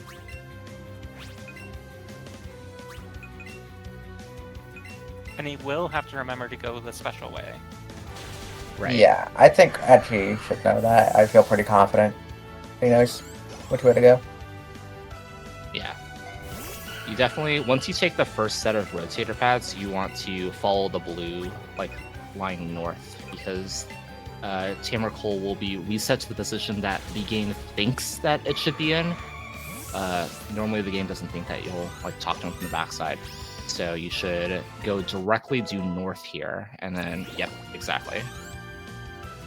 And now Etchy is, like, 20 seconds behind Poketax now. So Poketax has slid directly into second place. If the race were to finish right now, there'd be 3 DNFs. But if the race finishes how these positions are, my pick'ems would be right, and I think that I'd be the only person to get this race right in my pick'ems. So, I'm biased now. Rapidash does go down for Poketax, so saving those extra inputs there as well. We'll see how Rapidash fares on Etchy's side.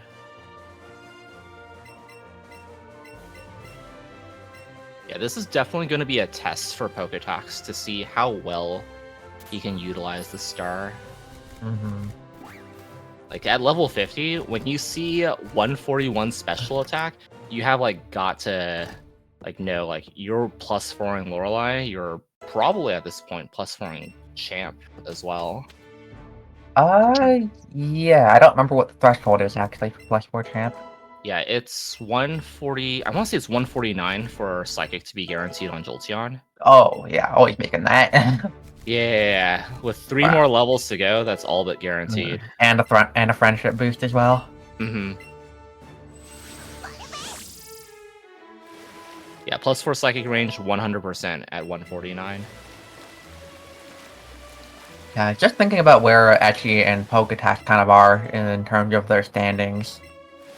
I mean, for Etchy, even if he pulls back and gets the 8 points, it still might be difficult for him to Right, because of the DNF. DNF. For Poketax, though, Poketax does not have a DNF yet this tournament. So, if he can pull off the second place, get those 8 points, potentially with a good time, he could be cracking top 9 here. Yeah, that is not out of the realm of possibility at all.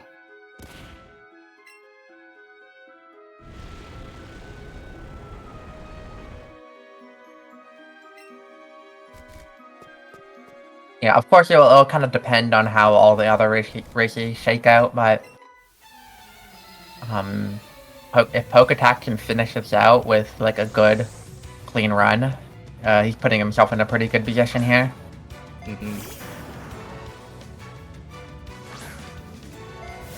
Yeah, this is something that I expected Etchy to do, but he did not pick up the revive that is in Geo's gym. Just like understanding that at this point, if you take another death here, actually needs to go back in. Yeah. Because he's like completely out of revives. I thought that he already revived Rapidash, but needs to take the center heal.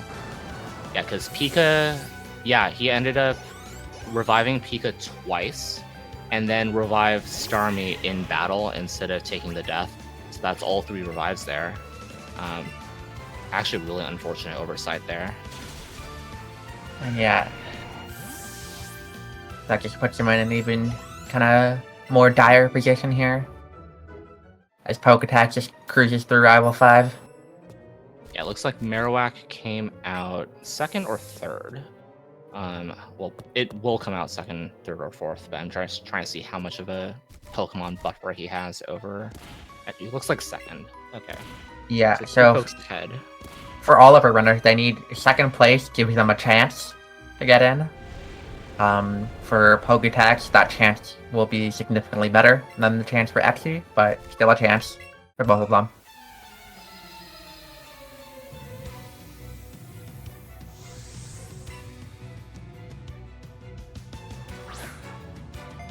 Rapidash is at half health here from being revived after Giovanni.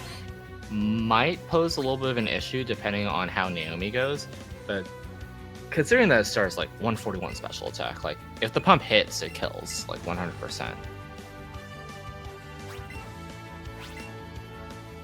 Yeah, this is gonna be on Poketax's side. He's just gonna have to determine how well Etchy's Victory Road does, and depending on how much of a discrepancy there is following Victory Road, like as they exit, there is the possibility that Poketax can shift back to 2 controller strats and still comfortably secure that second place finish, depending on how this next section goes. Yeah, the main thing that is going to be the difference here, I think, is just experience between the 2 runners. Agreed. Like, this is probably new territory for Poketax, like, being in this position, this level of stress. Etchy, he eats these things for breakfast, so he knows. Like, he's been here, like, this is what, his 9th race? 10th race or something? Mm-hmm. So it's just a matter of Poketax executing under this new pressure that hasn't really been there before, I think. Yeah, the onus is completely on him to ensure that he finishes out and like executes well in the end game.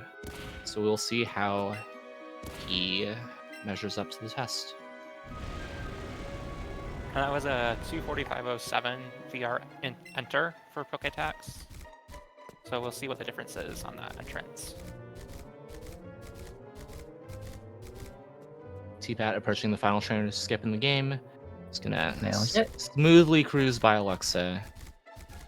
And also cruise right by Colby. Shouts to Colby. Unshadow to Colby. Colby has like an Electabuzz and Electrodes. Electrode. Electro, yeah, it's awful. Yeah. It's Don't- just, Not fun. the Electrode's the only bad thing. He has like a Rapidash, Rhydon, and a Pidgeot or something. The rest of it's like 2 plus 2 attack. Poketax is doing 2C. Does hit the Hydro Pump, so it's going to be a standard 2C for him. And just 58 seconds between them, so I think as long as Poketax doesn't have anything egregious in the rest of VR, it should be fine to just 2C. Yeah, for sure. I would agree, but I mean, like, definitely not a guarantee, but something doesn't go horribly wrong here. Yeah, T-Pat getting a little trolled by Lovely Kiss, but apart from that, the rest of the fight goes fine. Actually, just go on 1C here. At this point, you must. Yeah. There's no other option. Oh, no. Pokemon you gotta reset the room. room. Reset the room. Yep. Yeah. Okay. Recognizes that quickly. That's good. Yeah, unfortunately, like hit it along the diagonal a little bit too close to the top.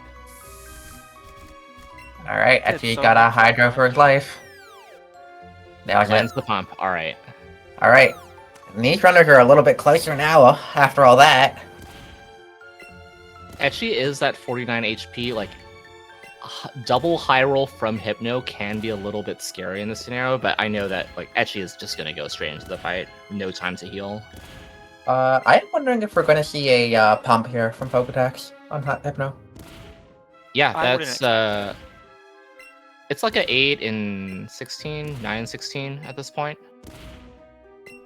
Like if you miss the pump, you go for it again. Right? Yep, goes for it. Let's see. Gets the Alright. range. And that's a range that Etchy probably cannot hit. Yeah, I don't quite remember what Etchy's special attack is, but it's probably not worth going for. It was 136, I think. Yeah, it's like, I don't know, that'd probably be like 5 out of 16 if I had to guess. Somewhere around there. He might just go for it though. Yeah, Good at this job. point, you might just need to take everything that you can get. It's only like bad if you just miss the Hydro, so you just go for it. Yeah. And If also, you land like, it, it's just the same as like T-Bolt or Scald. it might just be like, wait and see, like, make sure Poketax gets Alexa skip too, Mm-hmm. because at that Yeah. point, like, you're even. Crucially avoids the Hypnosis on Etchy's side. Turn like 3 Hypnosis. Poketax has discussed before that he does sometimes have trouble with Alexa skip, so could be a pivotal moment.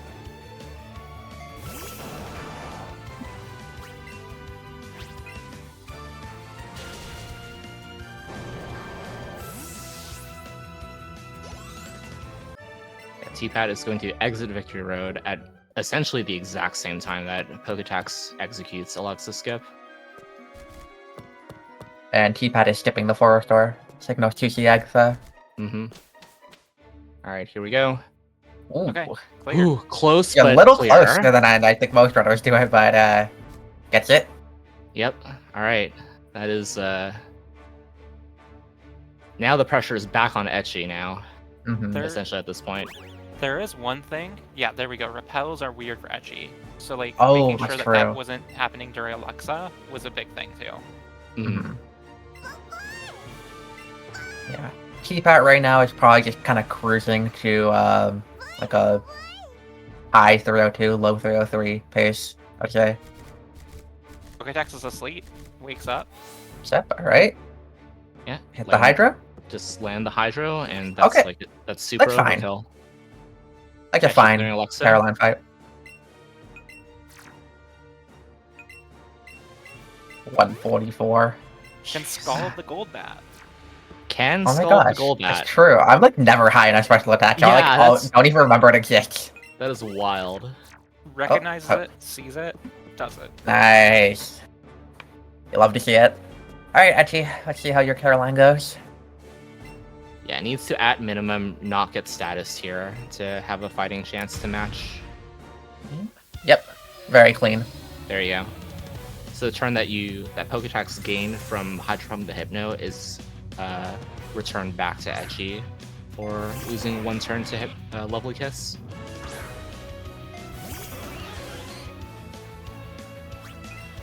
Did anyone see Etchy's special attack? I would probably guess like 139-ish.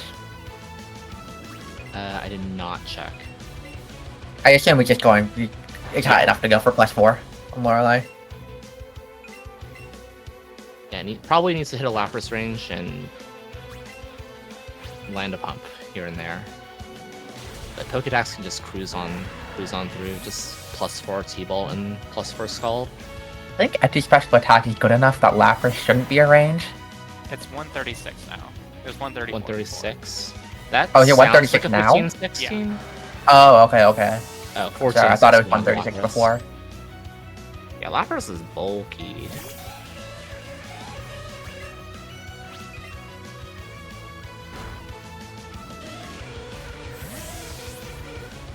Struggling to talk to Dawson a little bit, but at least not mount skipping him. It'd be so cool if Etchy mount skipped him right now. It would disqualify him from the race if he did not go back to fight, but it'd be cool. That would be a very funny bit. That is for sure.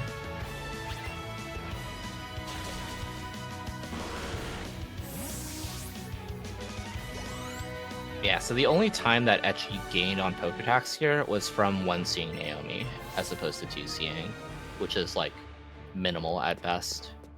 Well, he did gain the time Poketax was asleep on Caroline. Right, Yeah, but well, Pokedex always also- got the turn on Nelson. Yeah, Poketax landed the Hydro Pump instead of double T-Bolt, so gave it right back. I guess Etchy did also save the time of not pushing the boulder into the corner. That is Yeah. true. So that's basically like a turn's worth of time. Battle turn. Okay, Pokedex getting the forward door.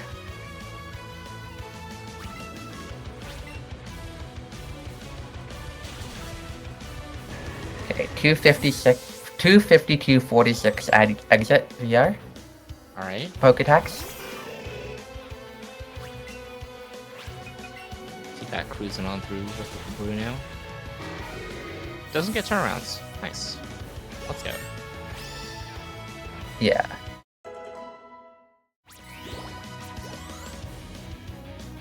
They both got that full restore.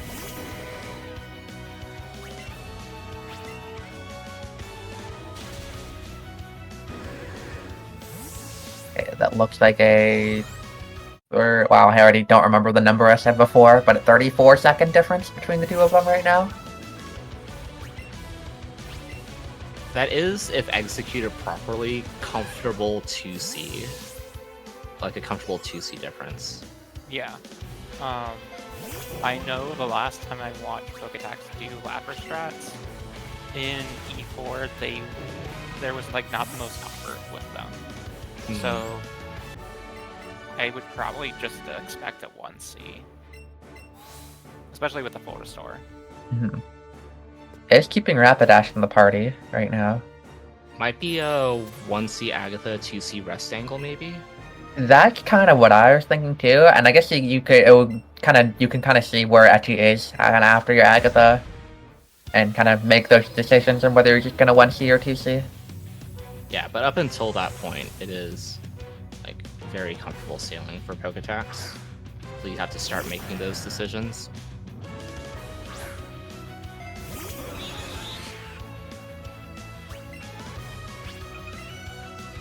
Yep. Meanwhile, Keypatch looks like he's doing 2C Agatha, but he's gonna have a very comfortable 2C through the rest of E4.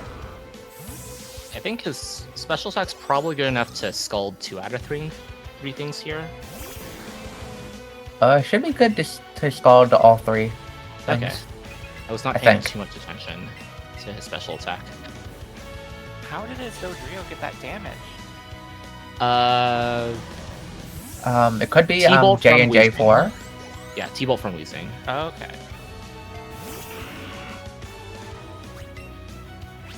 Ecchi definitely +4 here. T-Bolt, Lapras, 14-16 range with where he's at. Does not hit the range. Does not get it. And that is Blizzard range from Jinx if he misses Yeah, the pump. just has to hit the bump here. Yeah, that is multiple ranges missed for Ecchi. Must hit this pump to stay alive. Nails it. Alright, at the very least still in it, but that puts him back a battle turn. How much defense does Ecchi have? Because how much... I think EQ can do 40 on bad defense. Yes, EQ removes 40 from its max roll when you have 118 defense. I do not think that Ecchi has that high defense. He just has to go, then. Yes. I think he probably just needs to risk it, unless it's like he's like guaranteed to die. But I don't know. No, Don't quite know what his defense is. He's gonna take the recognizing heal. that he needs to heal. Yeah.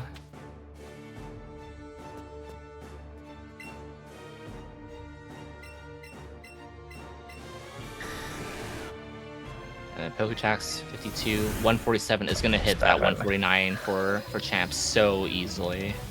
CPAT is starting Lance, notably is starting 1C.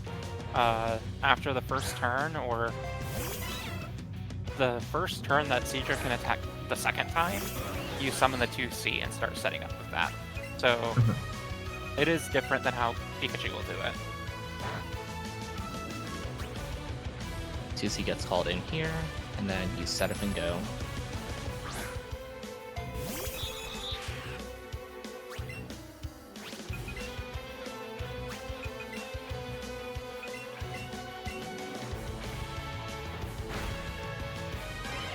If you're Ecchi at this point, what outs are you looking for? In terms of Poketax's run? Well, I think one thing I'm looking for here is if Poketax is playing overly safe, because keeping the Rapidash in, if he's gonna decide to kind of 2C Lance, those are some just straight time losses right there compared to what Ecchi's doing 1C. I mean, I'm also looking for, hopefully a good Agatha compared to Poketax here as well. Better execution, menuing, matching, those things for Ecchi. For sure. I'm still not close to like the level of etchy dashing and stuff, like menuing and stuff. So like, I imagine he has an edge there in some way. Not getting Power of Love on turn 1, setting up the X speed here, and Defense notably drop a is defense very drop. bad there. This is an interesting scenario for Poketax. Is going to opt to summon Rapidash. This is fine now. Fine, yeah. Because he's already set up the X speed. So just going to Psychic the Arbok here. Does this outspeed without dynamic speed? Yeah, he already X-speeded. Okay, that's right. So it basically returns the speed back to normal. But this should leave etchy tied at worst. Yeah, that's a lot of time lost here for Poketax doing that. Mm-hmm. Yeah, we'll have a better sense kind of after the Agatha fight. Okay, yeah, Poketax is... Okay, etchy gets the Power of Love. Oh, that's very good for etchy. This is real interesting now. Okay. And right now, kind of Poketax's lack of familiarity with kind of 2C strats is kind of showing right here, right? Because normally if you're 2C'ing, you would be doing stuff like using the extra X special to get the stalls. Oh, no. Maybe you can... Oh! Critical hit. That is just it. Oh, yeah, that's... goodness. Oh, Etchy, wow. Etchy Just has just like been that. continuously been blasted left and right this run. This was the final nail in the coffin. Jesus. Wow. Yeah, I mean, the game gave with the turn 1 pull. The game took away right there. Etchy just kind of, I don't know, just constantly being hit with bad luck. Before the race began, Etchy did mention that he was returning to his original Switch. I think that Switch might be landing itself in a dumpster very soon. I think it's more likely going to be a dishwasher. Probably. T-Pat is on champ. This is fine, right? Yeah, it'd be fine. Cool. Yeah, just Eevee needs to go to +4 to guarantee things instead of +6 that Pikachu normally needs to do, and solid.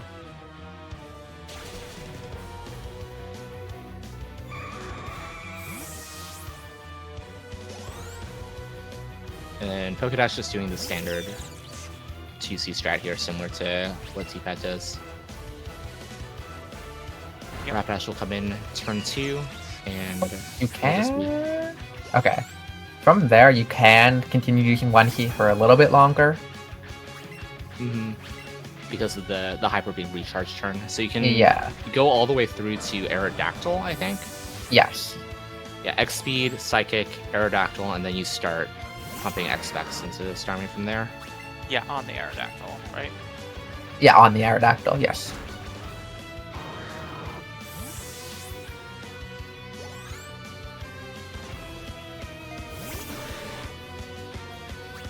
And T-Pat will be finishing here with high 302, low 303. Yeah, should be high 302.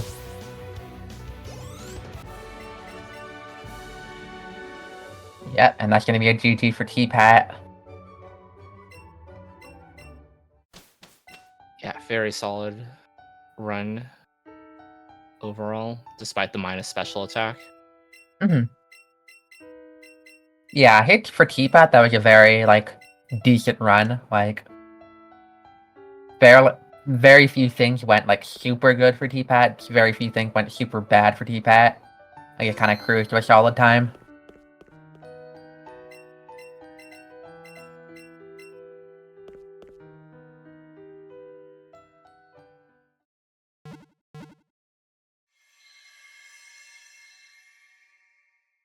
I didn't see what Poketax's star special attack was at 53, but this Dragonite is about to get psychicked into oblivion. It was like 154. It was 154. There's no way it was that high, right? Ridiculous. With the friendship boost? Jeez.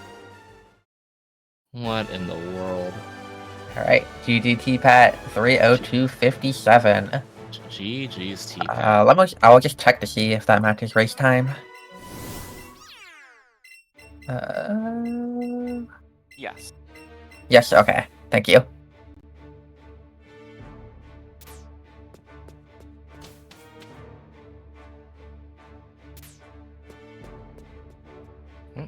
Poketax only needs to go to +4, so can afford to have the Rapidash get KO'd by the Pidgeot. Okay, 151. Sorry. Little exaggerated, but... Okay, 151. That's still 2 more special attack points than you need, like, ever. That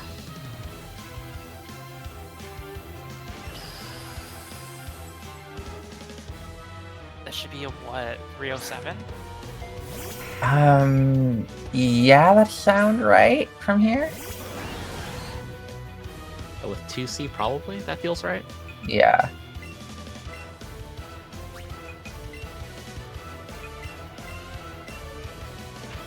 Very standard setup here.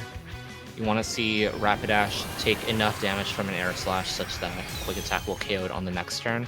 That way you can still have Rapidash pump 1 more X special attack into Starmie, but Rapidash is just going to live from here on out. Goes to +4. Clicks the Thunderbolt. Yeah, I have been noticing Poketaxatty getting a lot of kind of extra turnarounds that aren't really necessary with his star. Yeah. And considering how close he's going to be, I think, to the median time, it's going to be a little. I feel like it's going to be a little tight for him to get that 2 points this round. Slowbro came out second. I forgot that's a thing that can happen with Rapidash. Yeah, normally we're seeing Vileplume, but because Slowbro can look at Rapidash and see like, hey, I can click Surf? Surf, I think. Yeah, that's 180, 190 against Rapidash. I forget what Surf's power is.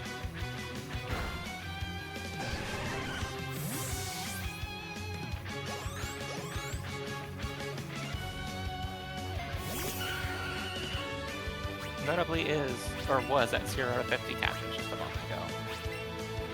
Classic. Truly. Classic tracker moments. Yeah. Truly Alright. maverick. The Let's Go Speedrunning community. Yeah, and Poketaxatty is just going through champ. We have T-Pat joining us.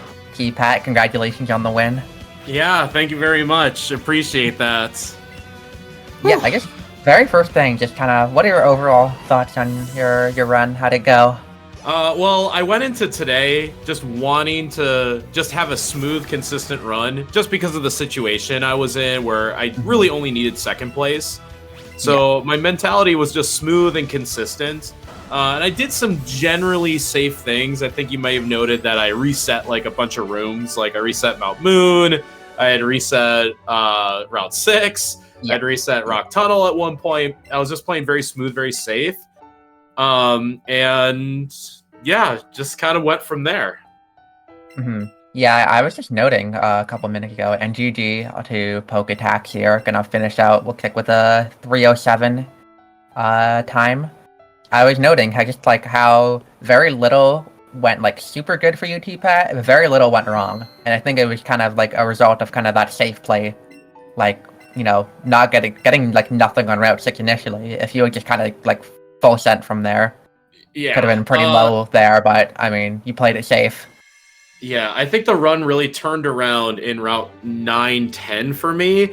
And I don't know if you noticed, because I noticed Razor and chat had mentioned, like, the Sandshrew was going to be very spooky for me.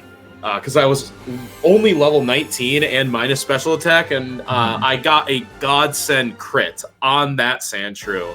And I verbally let out, like, a very loud LFG in my room. I was thoroughly pumped to see that crit, and just like my mood just changed. Like all of a sudden I felt like lighter, and I was like, okay, like now I know I can do it. And that's when I thought of, even though I caught the Nidoran female with Nidorina on the screen, I was like, I need some experience pretty badly. Yeah. So I made that decision to start going for those mid evos. So Nidorina, and then Raticate, and then I got a couple glowing like Rhyhorns, and it was like the Rhyhorn Graveler combination. And all of a sudden, like I went from being level 19 on that Sandshrew to 27 in the middle of Rock Tunnel, and I was like, okay, we are cooking now. And I felt a lot better from there because I just felt like I was on a knife's edge with the unrunnable Eevee, which Adamant, I think, net saved me 2 turns. With help from that crit on the Sandshrew. Otherwise, I probably would have only saved 1 turn in total.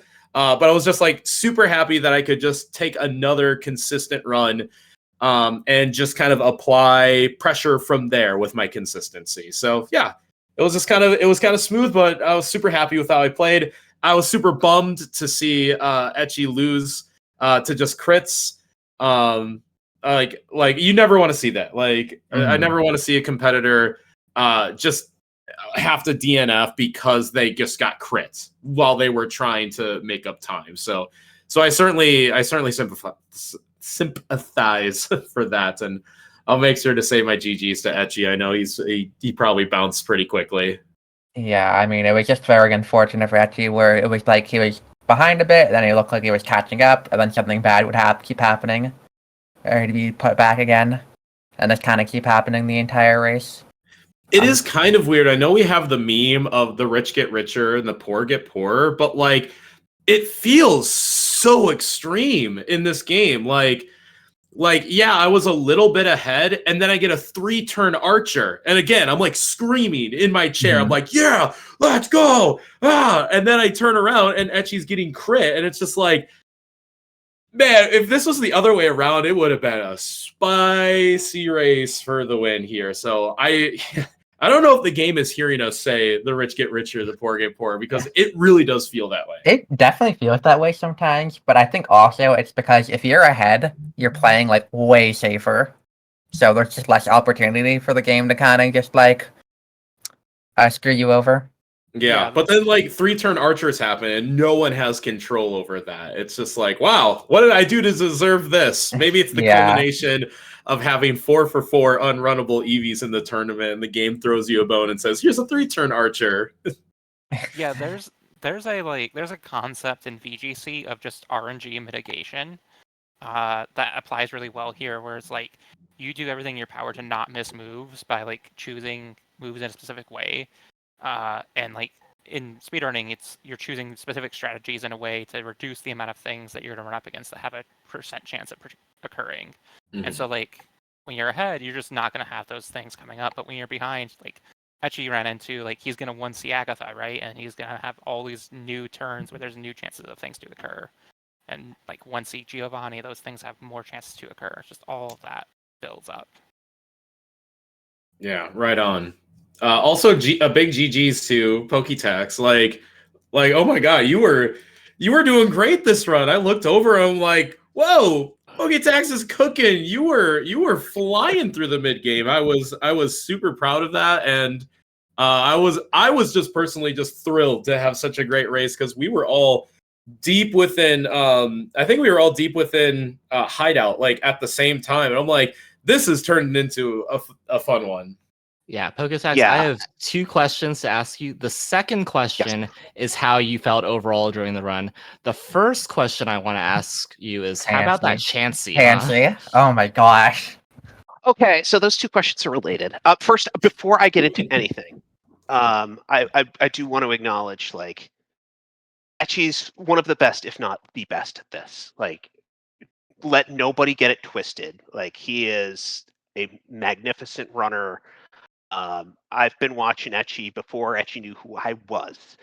T-Pat, that's the same thing with you. So to be in this situation, to be in with these 2 competitors who are about as good as it gets in their craft, what an honor it is to be here. And you know, so I have all the respect in the world for both of you, not just in your gameplay ability, which is substantial, but in the kindness that you've shown me. Both of you, have been talking to me throughout, and I'm really grateful for that. So Etchy deserved better than this today. He deserved to be to get second, and he just got terrible luck. So just sending all my best his way. To answer the question, Yeah. So let's start with the very beginning. I probably should not have reset careful. I have gotten paranoid with minus special attack because J&J3 exists. And I've had a couple of those where it's gone south. And I was like, careful. There were some swear words directed there. And then I actually botched the reset. So instead of taking like 35, 40 seconds, it took more like a minute 15 seconds. I'm already like not even in the run, and I'm just like, okay, Mike, breathe. By the way, that's my real name. And like, you're like, okay, you just got to breathe. Like, keep doing what you're doing. You know, James Taylor would say, "I've seen fire and I've seen rain. I've seen some stuff, not just in this game, but in my life." And it's just, you got to keep going. You got to dig in. Like in that situation, you're like, okay, just breathe, calm down. And I actually had done a very good job of that up until Chansey. That was absolutely the right move. You guys saw the time save that I got from that Chansey. I was able um, to really like power through Rock Tunnel. I was able to power through Route 9, Route 10. Like the time save was absolutely worth it. I do not regret going for that. Stats favored, continuing to throw balls at it. It's like a 65% catch. Yeah. So yeah, you go for it. That's the correct play. It just Chansey decided. It's actually funny. I was kind of channeling a Chansey today. I actually marked Chansey on my tracker. And I was like, you know what? Screw it. I need something because Marking Chansey's always correct, by the way. yes. I was like, I need a little something here. And again, you got competitors like T-Pat and Etchy, like okay, just a mental like I'm going to get this, like power of positive thinking sort of a. And then you get it, and you're like, oh boy, there it is, and it's like a kid on Christmas getting coal. So it was what it was, but again with these races, just like okay, I can't control the past. All I can control is what I'm doing right now in the present. What decisions can I make to try and come back to do the best I can? I mean, T-Pat was way the heck out in front of me. Like T-Pat, you beat my PB. So like, great run. But just in that moment, you're like, okay, one minute at a time, 1 second at a time. Just what do I do right now? Just collect yourself, breathe, and I was able to get through the mid game and apply just enough pressure, I think, to where it's like, okay, got to force some more risky strats just to get second, and that's how unfortunately that's how the game goes sometimes. It's what we hate about it. The RNG does what it does. It's also what we love about it, because no run is no two runs are the same. The RNG will do what it wants to do, and so hey, I thought it was a great run from my personal perspective. I know the time doesn't reflect that. Obviously, the reset doesn't help. The whatever that Chansey was doesn't help. But yeah, I'm very proud of just the perseverance today. Yeah, I think you did a really good job of just kind of staying in it. I mean, after that backup reset and then after that Chansey, that's like 3 minutes of time loss right there. And kind of in that section, it seemed like you were decently far behind, but you just kind of stayed in it, kept chugging along. You played really well, I think, and the opportunity came. Yeah, I mean, again, you don't want to see that happen to a fellow competitor. And again, just all the respect in the world for both of these guys.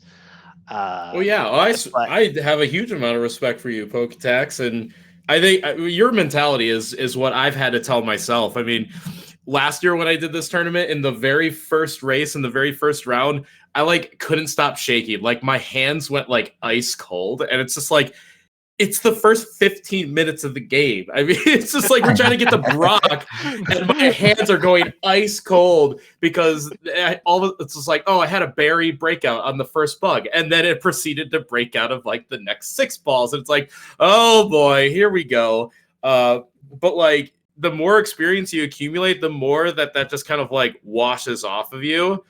And sometimes in a race setting, like when you don't have to get a PB, it's just like, oh no, I hit an extra encounter. Anyways, it's just like you just kind of have to like let it roll off your skin and be like, is it time loss? Yeah, but like it's not like make or break when it comes to like a PB where it's just, where you can just reset. You just have to keep going. And just the way I think this experience where you went from probably so far behind to just right there in the run has got to feel so good.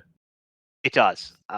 It vindicates that, number one, like I'm playing well. Like I know my PB is a 303.48. I don't think it will be for long. I'm knocking on the door of that. It's just getting the right run. And you know, it's vindicating like to do it when there is adversity. And so no, we'll see what happens. Obviously, like my fate is not necessarily in my own hands at this point. Just from a bigger picture perspective, I probably need to finish below median here. You know, my average of 3 times is not going to be the best, so I probably need to get a little bit, we'll call it fortunate. But you know, regardless, I'm just so grateful for this tournament, for the commentators, for the tech. You know, I hope this isn't goodbye. I'd love to be in the semis, but I just want to take that moment. This has been a really fun journey to go from watching this tournament last year and never played this game to here. So I'm thankful that for all the people who made this happen and the people who have helped me get to where I am. I'm just very grateful today. Yeah, thank you so much, Poketax. I mean, you've been such a great competitor, such a great person to talk to as well. And I mean, think about like how going from last year, just a viewer who had never speedrun to this game, and we could be seeing a top 9 going to the semifinals here for you. So you know, thank you so much. Well, thank you guys. I mean, Amber, I've reached out to you to ask questions, and you know, obviously you're not the only one. And like it just it helps. And am I deserving of top 9? I'll let somebody else answer that question. But hey, like just keep swimming. You know, that's all you can do. Can I ask if Poketax, if you had asked Amber why she's such a god gamer? Because I'm sure you're taking a little bit. I'm sure they got the answers and they were giving you all the secrets. Well, I don't know about. I mean, you talk about fantastic runners, and Amber, you gotta put Amber right on that list as well. Listen, there's a reason why when I go for PBs in this game, I have not Etchy's, but actually Amber's splits as a comparison. Because let's face it, Etchy's world record run Eevee is like so jank because of the glowing Chansey. It's just very weird splits to run against. But Amber's splits are so good. It's just like I almost know Amber's PB splits like as well as my own because I see them and I'm pushing for that. So honestly, if there is one person I want to dodge in semifinals, I think it's going to be Amber. But I'm not gonna stray from a fight, right? Yeah. Oh, it's you know, it's coming from that perspective of like, let's face it, I drew 2. I drew 2. I equated it. I told my wife, I'm like, I'm going up against Ivan Drago and Apollo Creed in the same race. And you know, like it's again, it's you control what you can control, and the card. This game is so fun because the cards will fall where they fall. It's just not that predictable. So, hey, you know, best of luck, really, to all of you guys. It's going to be a lot of fun to see. Mm-hmm. Also, Okay. big shout outs to the fans, all the fans in the chats. I love you Let's all. go, chat. Yeah, let's go, Let's go, chat. chat. Thank you, chat. I appreciate the one last word. I appreciate the encouragement from chat. Like that keeps me going too. Like, just those little Poketax, you can do this. Those little things. Especially when you're facing adversity, and you get a positive community like this, and I'm grateful that you get that sort of reinforcement. So thank you all too.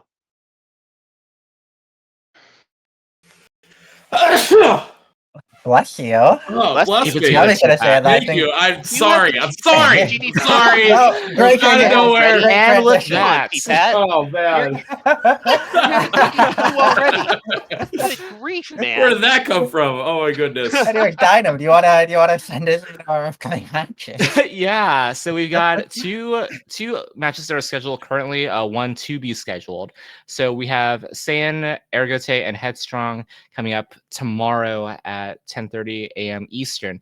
And then we're going to have a little bit of a break between that and our next race due to a little thing called Summer Games Done Quick coming up, and a lot of us being there. Shout out to T-Bat, who is also doing a run there on, what day is it again? Sunday? Monday? It's going to be Sunday at 7 p.m. Eastern.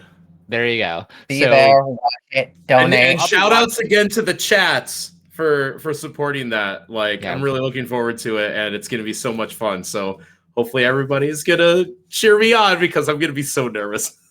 Yeah, Oh, ring you're that, gonna click do that great. donate button. Yeah. But after SGDQ, we will be back with Yaxo, J Tattles, and Head Bob, which these, like, all three of these races are going to be bangers. Like, I think that one's going to be, like, honestly, I can't say. Like, all these are going to be so close. And then to be scheduled after that will be Amber, who's in this call, along with Etiquette and Furious. And I think that is it for all of our round 4 matches, I want to say. Yeah, just a little bit of behind the curtain. Both my race with Etiquette and Furious, and then the last race, which will be Aspect, Randall, and Tucker, will probably be around the weekend of the July 12th, kind of July 13th-ish area. So after that, that's when we'll probably be having those last 2 races. Most likely. Not guaranteed. But Gotcha. That Thank and you for whoever's correcting at me on that. GDQ, come race in the practice room. Yeah, but please should come be on back the schedule. tomorrow. Watch the banger race that's happening tomorrow between Stan, Ergo, and Headstrong, and then watch SGDQ, and then ring that, click that donate button during T-Pat's run. It'll be great. I'll be sure to let everybody know like what the community hashtag is. I honestly haven't like figured it out yet, so just be on the lookout for that in the grapevine probably in the next 24 hours or so. But yeah, I just really hope everybody is there. Yeah. Any last words from anyone? Like, this has been a real good time. Had a really good time commentating this race with Amber and Sandy, and I'm sure you'll watch this back and see things here and there, and you'll be like, "Oh my gosh, I can't believe that happened." I have 2 words: I look forward to it. Sisyphus and Sisyphus. That's it. thank you. Thank Yep. you. Thank you.